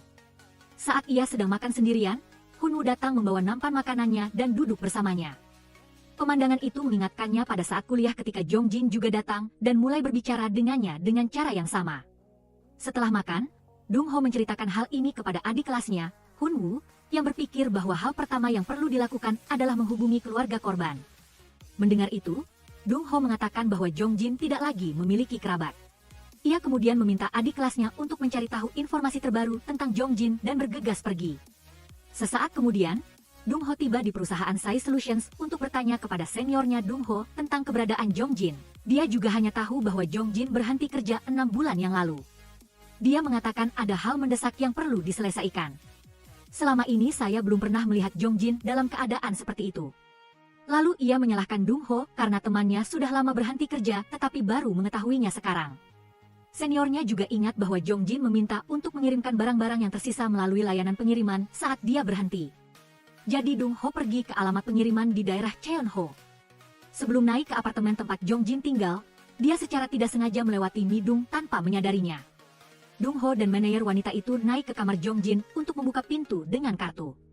Wanita itu terus-menerus cemas karena takut akan menemukan mayat jika membuka pintu. Awalnya sudah curiga karena Zong Jin berperilaku sangat aneh.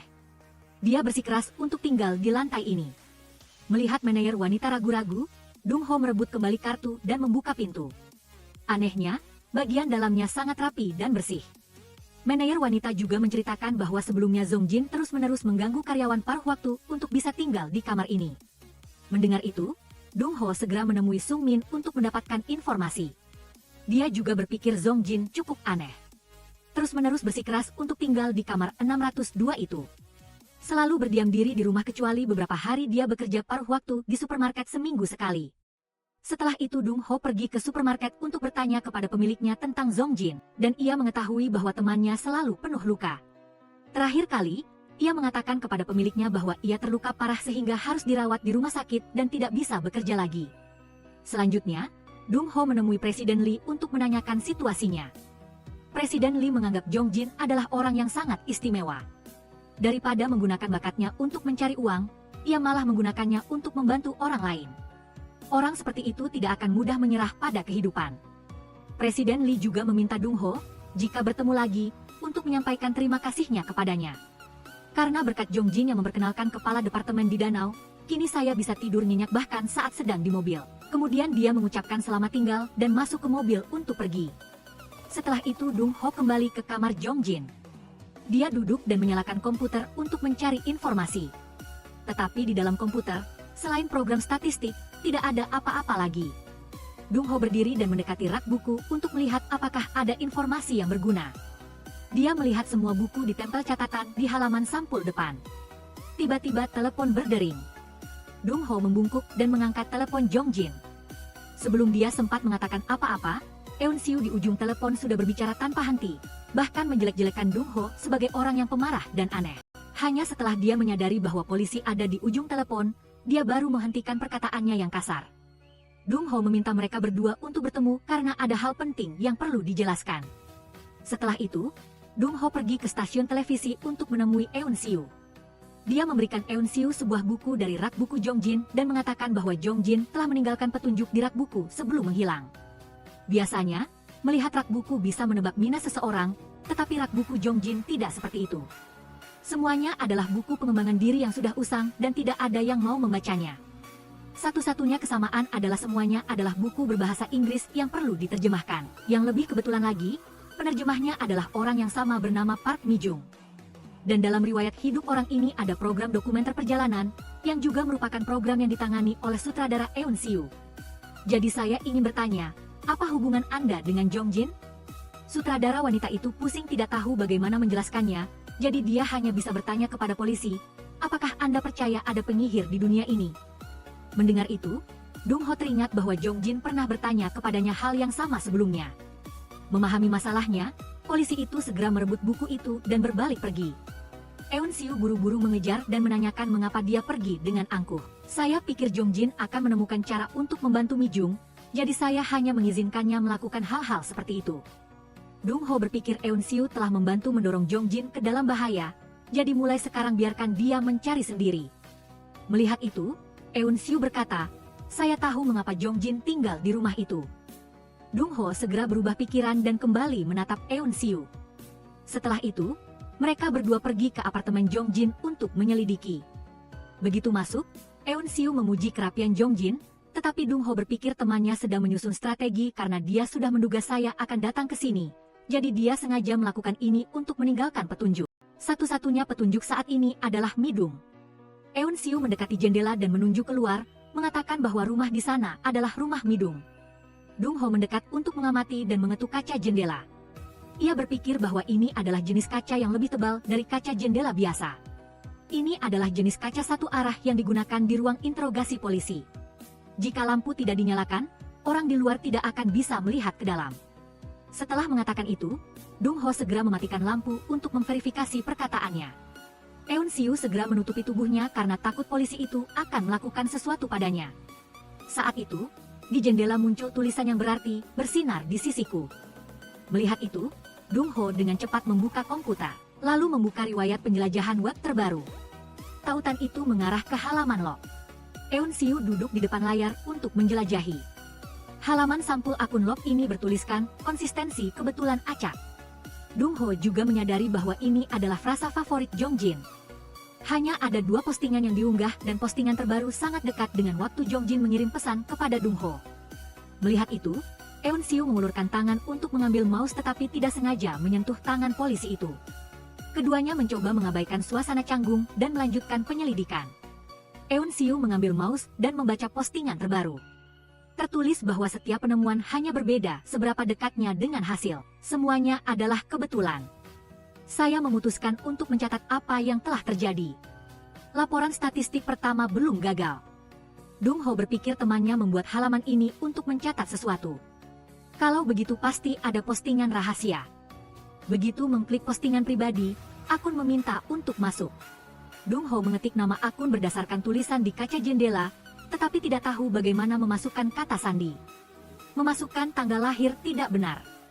Eun Siu khawatir Jong Jin mungkin sudah menyerah dan melarikan diri ke tempat yang jauh, tetapi Dong Ho yakin temannya bukan orang seperti itu.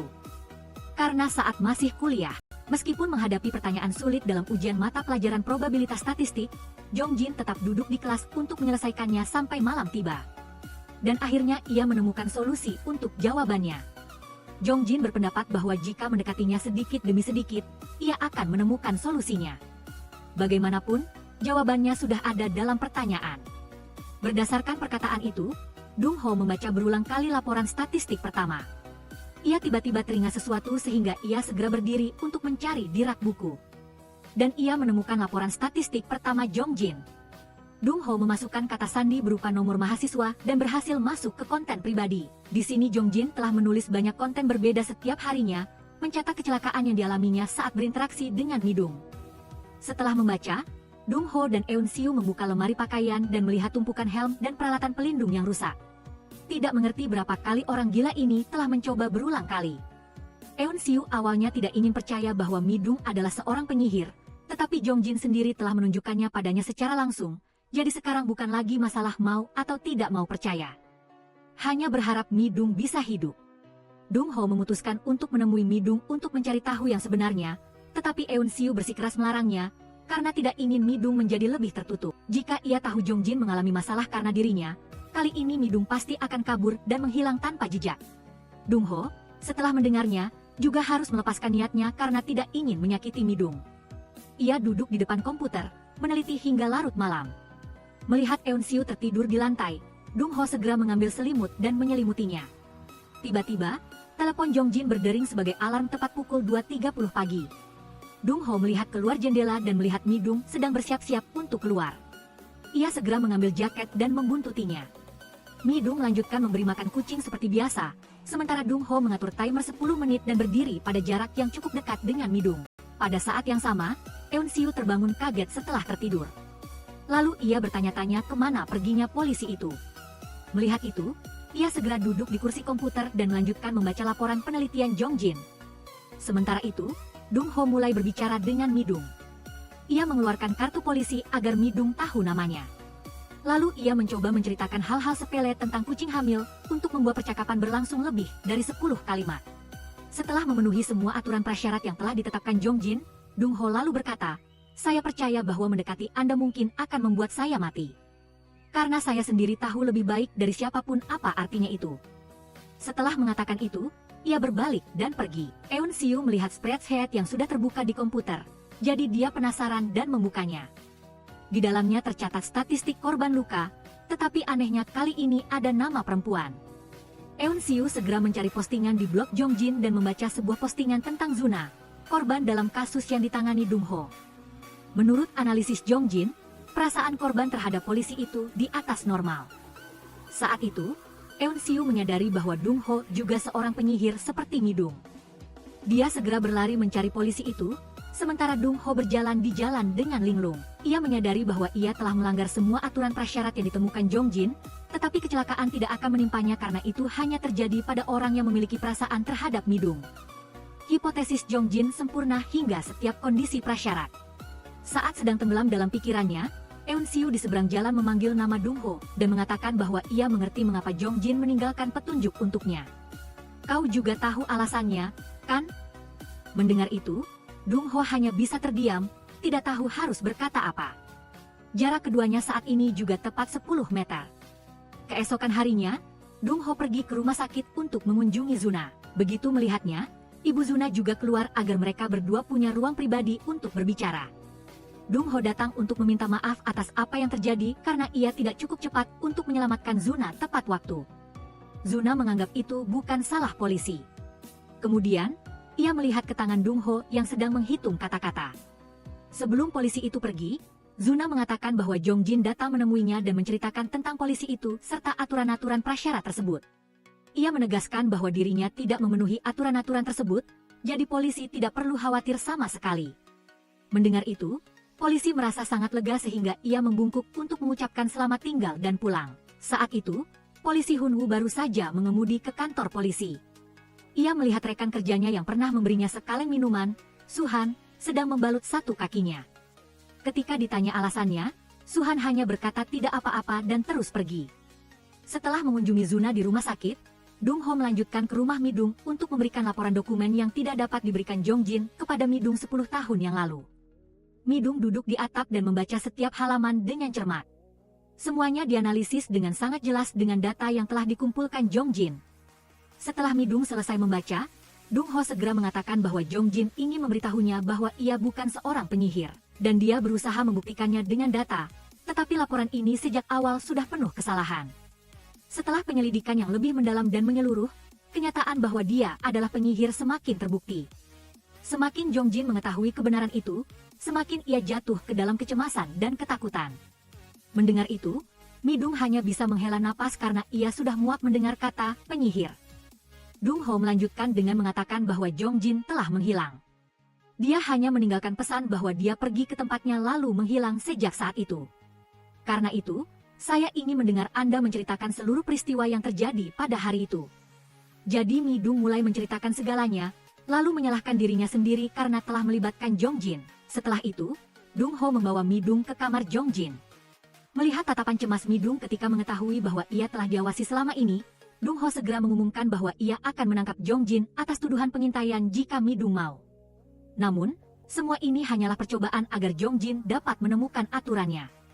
Karena penjelasannya agak panjang, polisi itu segera menyalakan komputer dan membuka halaman blog agar Midung dapat membacanya sendiri. Meskipun demikian, Midung masih sedikit ragu karena ia selalu berharap dirinya bukan penyihir. Jika pada akhirnya hasilnya tetap mengkonfirmasi bahwa ia adalah penyihir, sepertinya ini adalah percobaan yang gagal. Dong Ho berpendapat bahwa sejak awal laporan pertama itu sudah penuh kesalahan. Jongjin tidak peduli jika kamu seorang penyihir karena dia hanya mencari cara untuk bisa mencintaimu. Sekarang giliranmu untuk mengawasi Jongjin. Setelah mengatakan itu Dong Ho berbalik dan pergi. Dia keluar dan berdiri melihat kedua gedung lalu berkata, "Itu memang gayamu, Jongjin. Statistikmu masih berlanjut. Kau telah mengganti dirimu sendiri ke variabel terakhir." Midung ragu sejenak lalu mulai membaca setiap eksperimen yang dicatat Jongjin. Akhirnya ia mengerti aturan yang telah ditetapkan Jongjin untuknya. Dan di mana Jongjin sekarang, hanya Midung yang paling tahu. Karena jawabannya selalu ada dalam pertanyaan itu sendiri. Keesokan harinya, Eun Siu datang ke kantor polisi dan menunggu Dong Ho di luar. Begitu melihat polisi itu, dia langsung berbicara tanpa henti, mulai dari mengeluh karena pesan atau teleponnya tidak dijawab, lalu bertanya kemana Midung menghilang.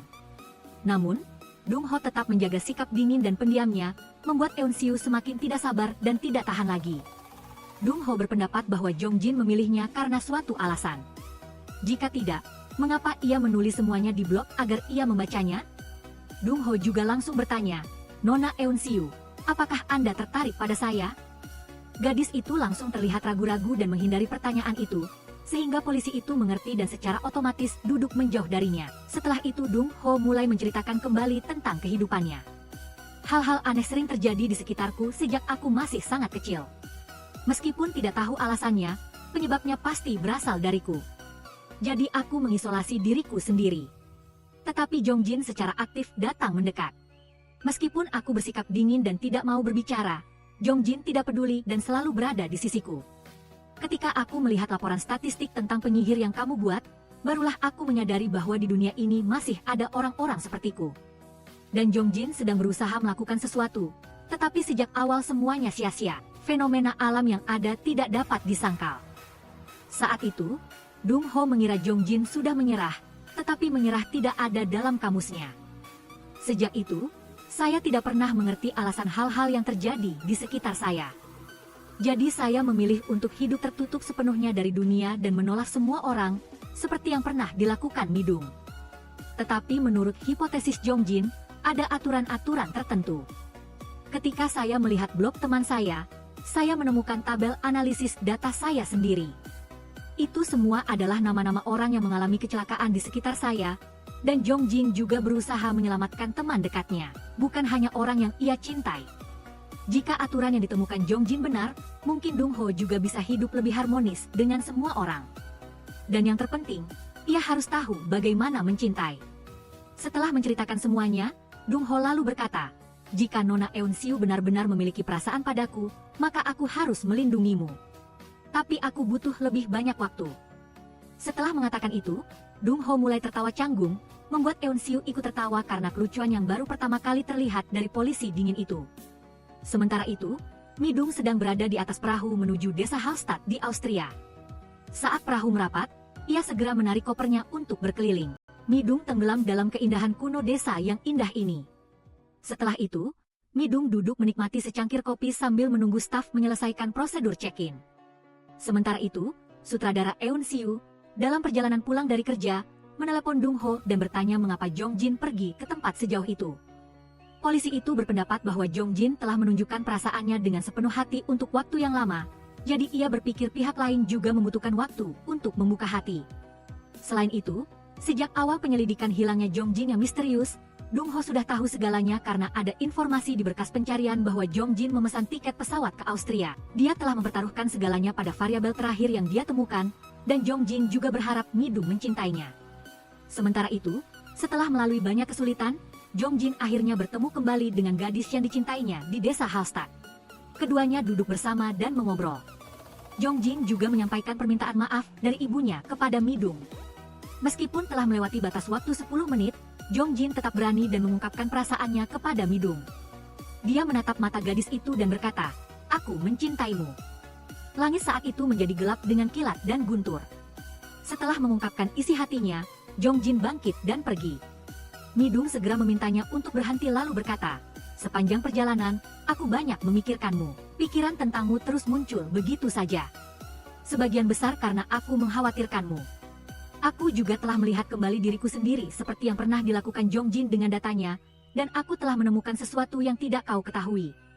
Orang-orang yang menyukaiku selalu mengalami kecelakaan saat mereka menjauh dariku, tetapi ketika mereka berada di dekatku, tidak ada yang terjadi sama sekali. Jong Jin, jangan tinggalkan aku, karena aku juga sangat mencintaimu." Begitu kata-kata itu terucap, langit yang gelap segera menjadi hangat secara aneh di tengah musim dingin. Jong Jin perlahan mendekat lalu memeluk gadis yang dicintainya.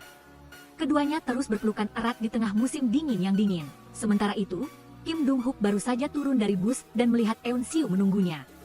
Keduanya terus berbicara di telepon satu sama lain, tetapi Eun Siu tidak ingin menunggu lebih lama lagi. Dia menutup telepon lalu perlahan mendekati Kim Dong Hook.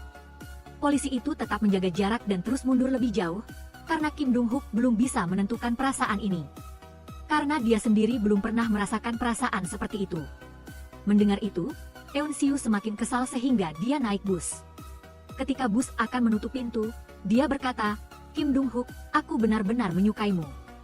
Begitu dia selesai berbicara, pintu bus tertutup dan bus melaju pergi.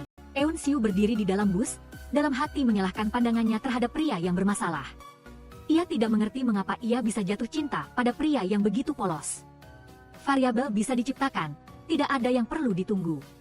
Kim Dong Hook yang sedang terpaku tidak tahu harus berbuat apa, menerima pesan dari Jong Jin yang memberitahunya bahwa aturan terakhir adalah sama sekali tidak boleh menjauh darinya. Maka, Kim Dong Hook menelepon Eun Siu dan berkata, "Turunlah di halte berikutnya. Kamu tidak boleh menjauh dariku. Aku akan segera berlari menjemputmu." Setelah mengatakan itu, ia menutup telepon lalu lari secepat mungkin mengejar bus. Eun Siu melihat itu segera meminta sopir untuk menghentikan bus agar ia bisa turun. Keduanya berlari kencang menuju satu sama lain. Mobil yang melaju di belakang juga dengan cepat berbelok ke arah lain. Kim Dong Hook menatap Eun Siu dan berkata, "Jangan tinggalkan aku, ya." Eun Siu tersenyum lalu menjawab, "Aku tidak akan pergi." Keduanya saling memandang dan tersenyum penuh kebahagiaan. Pada saat yang sama, Jong Jin dan Midung berjalan bergandengan tangan di tengah keramaian. Midung sedikit mengeratkan genggaman tangan Jong Jin. Matanya masih memancarkan sedikit kekhawatiran lalu bertanya, "Menurutmu semuanya akan baik-baik saja?" Jong Jin tersenyum lalu dengan lembut menjawab, "Jangan khawatir, cinta memang selalu sedikit tidak pasti, Midung." Midung memandang Jong Jin. Di dalam hatinya perlahan muncul kehangatan yang aneh. Ia tidak takut lagi, Karena Midung tahu bahwa selama ada Jong Jin di sisinya, ia bisa melewati badai apapun. Keduanya menggenggam tangan lebih erat, diam-diam berjalan di tengah musim dingin yang membeku. Karena mereka tahu bahwa apapun yang terjadi di depan, mereka berdua akan menghadapinya bersama dengan segala cinta dan keberanian. Film ini berakhir di sini. Jika Anda menyukai konten ini, jangan lupa untuk menekan tombol suka dan berlangganan untuk mendukung saya. Sampai jumpa di video berikutnya.